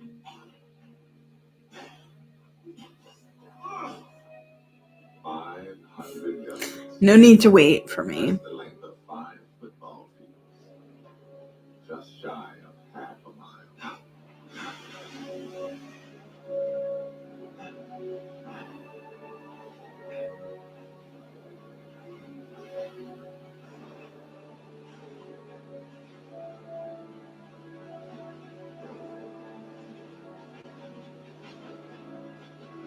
So it's a scene where he like takes his shirt off and he's like in the rain. It's like I feel like that's like such like a freedom scene. I actually think I have a poster of it.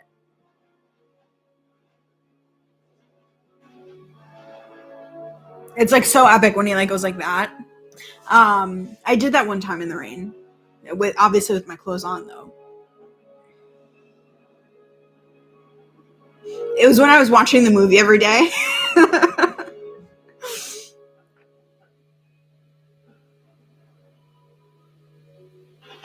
Are you referring to yourself as a gremlin? Right about the time my was filling her.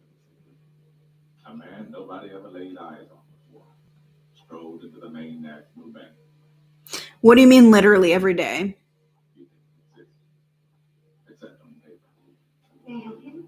He had all the proper ID, driver's license, birth certificate, social security card, and the signature was a spot on match. You watch the movie every day, yes. I did. It became my routine. I didn't go out much sophomore year, and I really loved this movie. It was either freshman or sophomore year, but I didn't go out much, so I just watched this every day after school.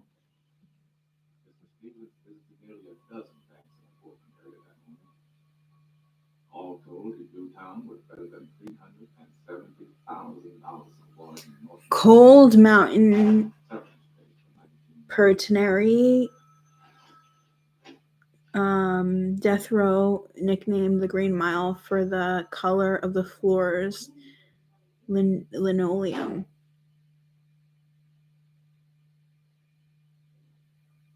Thank you, William, for looking that up. I'm assuming you looked that up.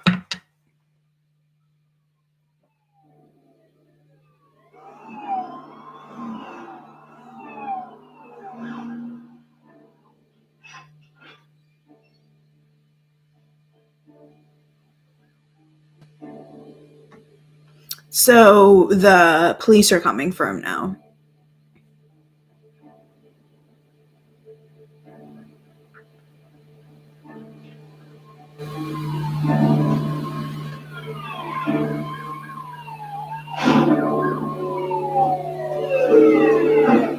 Yes, cut and pasted from Wikipedia.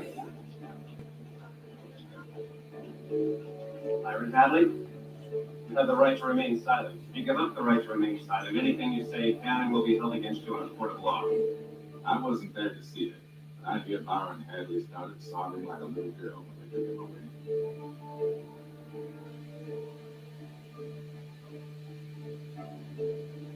Gordon had no intention of going that. I love this movie when it's like all revealed.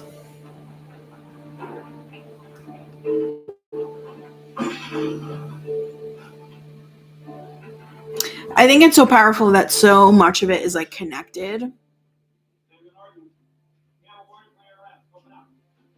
Read an article last year about 12 unknown facts about this movie. Funny, since I never cared to watch this film. I would have loved to hear those 12 unknown facts about the movie. I've watched the director's commentary a bunch.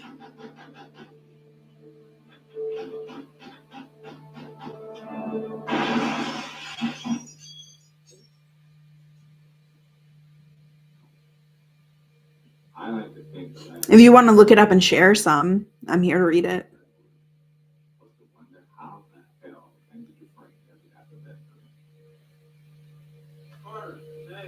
Not long after the warden arrived at his company, I got a postcard in the mail. It was blank, but the postmark said Fort Hancock, Texas. Fort Hancock, right on the border. That's where I had to cross. And of course, the screenwriter of this co-wrote Dream Warriors. Really? Is that true? Who crawled through a river of shit and came out clean on the other side. And did you find it? Headed for the Pacific. Henry's got a pattern code, right? This boy's got the epic self-accident. Those of us who are doing that talk about it. That's if that's true, that's so interesting. I love that. Yeah, and the Blob remake and The Mist. Oh, that's so cool. I have to remind myself that some birds aren't meant to be food. Their feathers are just too light.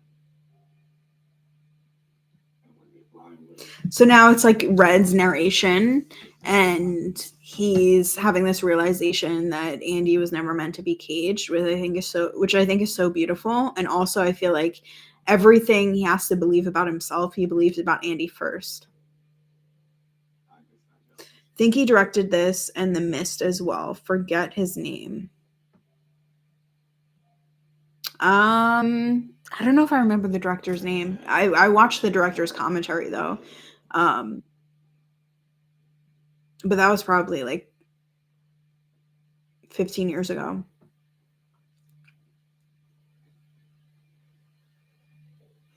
He has his parole board meeting now.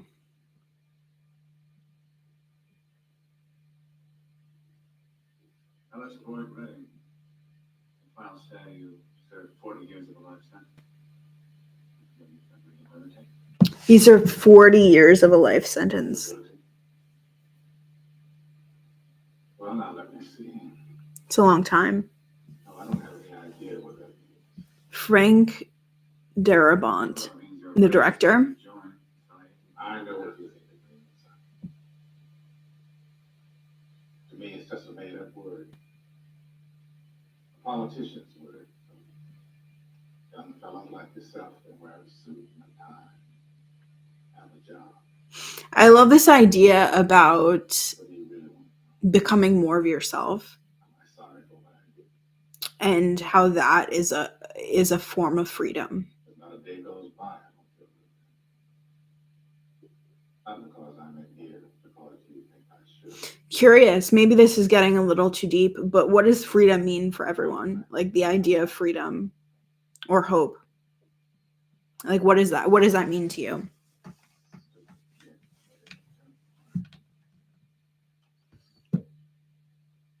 My bad. It's 17 things you might not know about the Shawshank Redemption. Please share. Share one.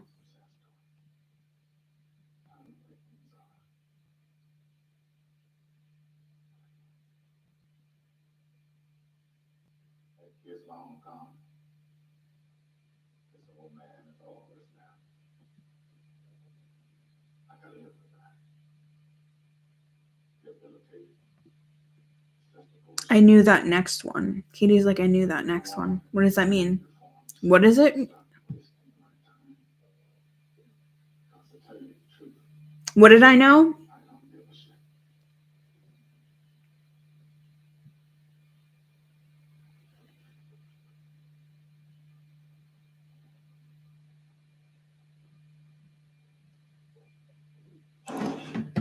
If he starts listing things from the 17 things you might not know. Oh, that's funny. That's how people see me. I don't think I know everything. I know people see me as someone who thinks they know everything, but I don't. I'm pleasantly surprised by most of everything. In one scene, Morgan Freeman played catch for 9 hours straight. I think I did know that one actually. I think that's in the director's commentary. What you should actually do is make up some, and I'll tell you if I know them or not, so you could test me if I know myself enough, if I know that myself enough. Strange, oddly phrased that one.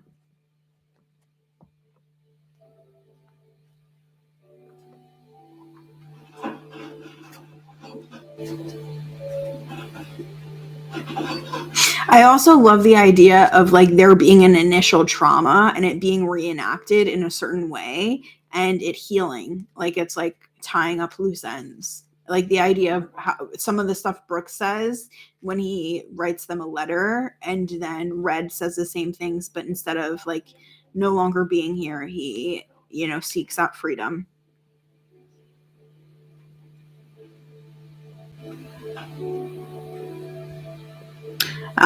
Tim Robbins crawled through real poop. That seems false to me.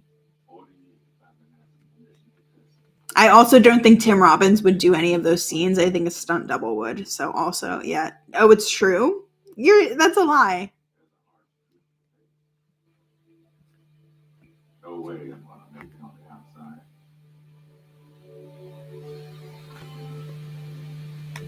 Wouldn't lie to you. Okay.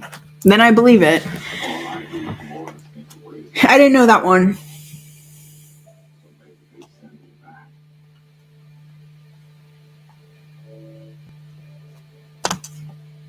Terrible thing to live in fear. Brooks had it and do it. Was the box office hit? All I want is to be back where things make sense. Where I won't have to be afraid all the time. Seems kind of suspect. That's funny. I promise I made a companion.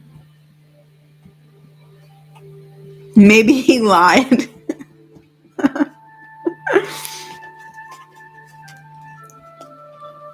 I don't know. We do have more people on this live stream. We could double check all these facts.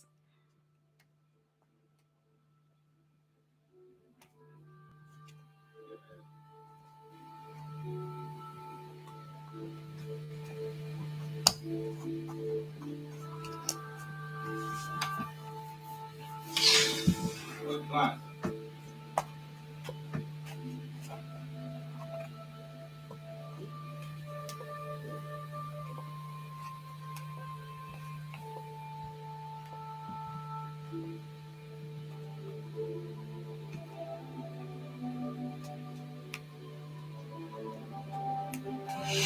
He is traveling. He just skipped parole. And is it parole or is it probation? I'm not sure. Maybe it's the same thing. And now he's looking for what Andy told him to look for.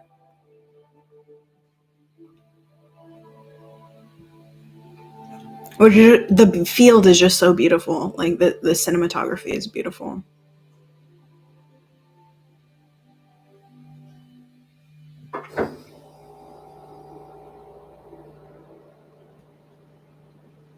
Well, true of false of it being a box office hit.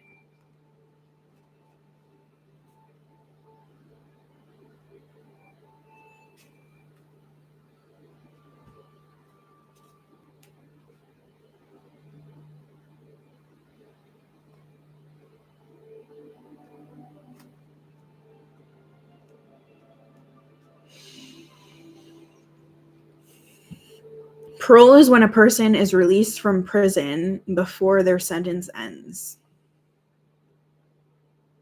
Oh, interesting. Probation is when their sentence ends.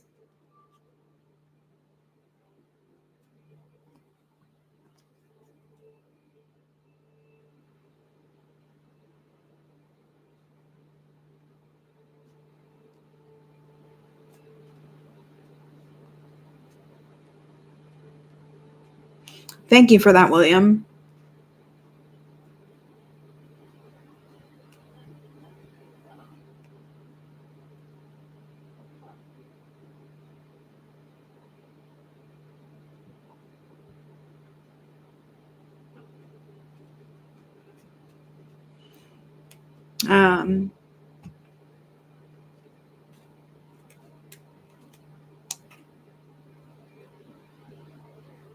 I'm just watching it. I love this. I love this part.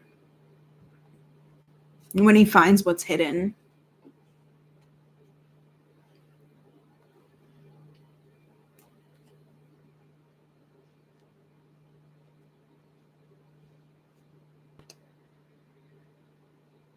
This movie is so well done.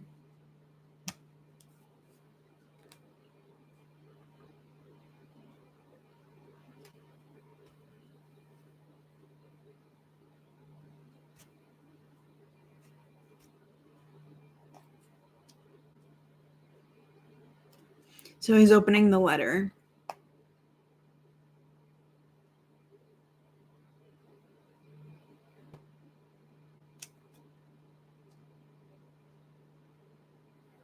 He finds the money that's hidden inside.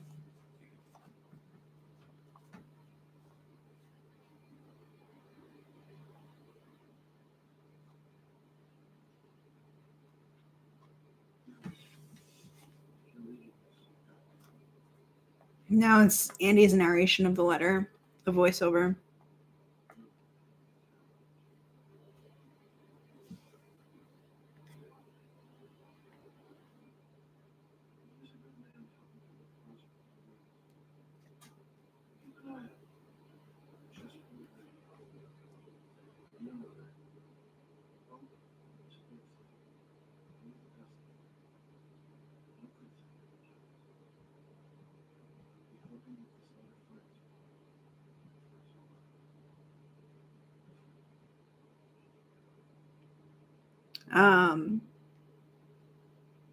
I absolutely love how it's all about hope. I think that's so beautiful. I think it's like they have moments where they kind of like share this message of hope and what it means, but I think at the end it's like even more powerful when it ends on the words I hope. I don't know, something so I was on the plane to LA, and I was going to LA with some friends staying at an Airbnb. And I remember I wasn't really that close with the people I was going with, and I was going for like my best friend who was friends with them, and I didn't really feel like I fit in or anything. And I remember in life I felt like I didn't fit in anywhere, and I felt so isolated. And I was just on the plane and I was reading this, and I remember when I read that last part, I hope, it just felt it's just so emotional for me. And I think part of the reason why I healed from some of my own trauma and things I've been through was in reading that book. And that trip to LA was really important to me because I didn't feel like I fit in with the people that I was with there, and they wanted to go places and do things that I didn't want to do. And I just said to them, I'm just going to like stay here, and I'm going to read and drink wine and just dance and, like enjoy myself and listen to some vinyls. And I think it's so important to learn that you don't have to put yourself in situations where you don't feel comfortable, and you don't have to give your all to people who don't appreciate you, and you don't have to try to fit in. You can choose to live a life that is unique to you, that you find a meaning in. And for me, that was my most important lesson from the time I went to LA and read the novella Rita Hayworth and the Shawshank Redemption, and just this idea that there's always hope, and that sometimes we make our own hope by listening to ourselves and providing ourselves with safety, and that hope in itself is a choice. And we can always choose a more hopeful life. And that's it. That's the end of the movie. So thank you everyone for coming on tonight. It's been so fun. Thanks for stopping by. That sounds like a fun time. Chill wine, some vinyls, great lesson to learn about hope. Yes. It was really powerful. And I think I am still learning it today. And I think it's something that is an idea that is tested in my life. So yeah, I'll just hold space for another 30 seconds if anyone wants to share anything or say goodbye. I hope everyone has a wonderful night.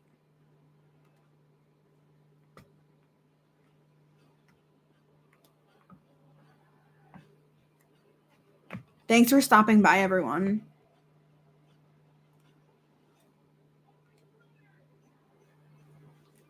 I know. I'm so glad it's working again. Thank you so much. Everyone said it didn't buffer, so it looks like we're good for Saturday. On Saturday, 6 p.m. Eastern Standard Time, we'll be watching Child's Play and talking about the book, The Power of Moments, and this idea of what makes a moment memorable.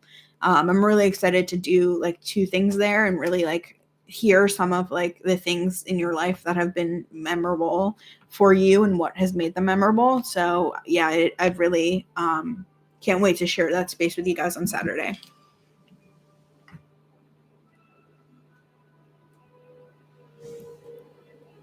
Have a nice night, everyone.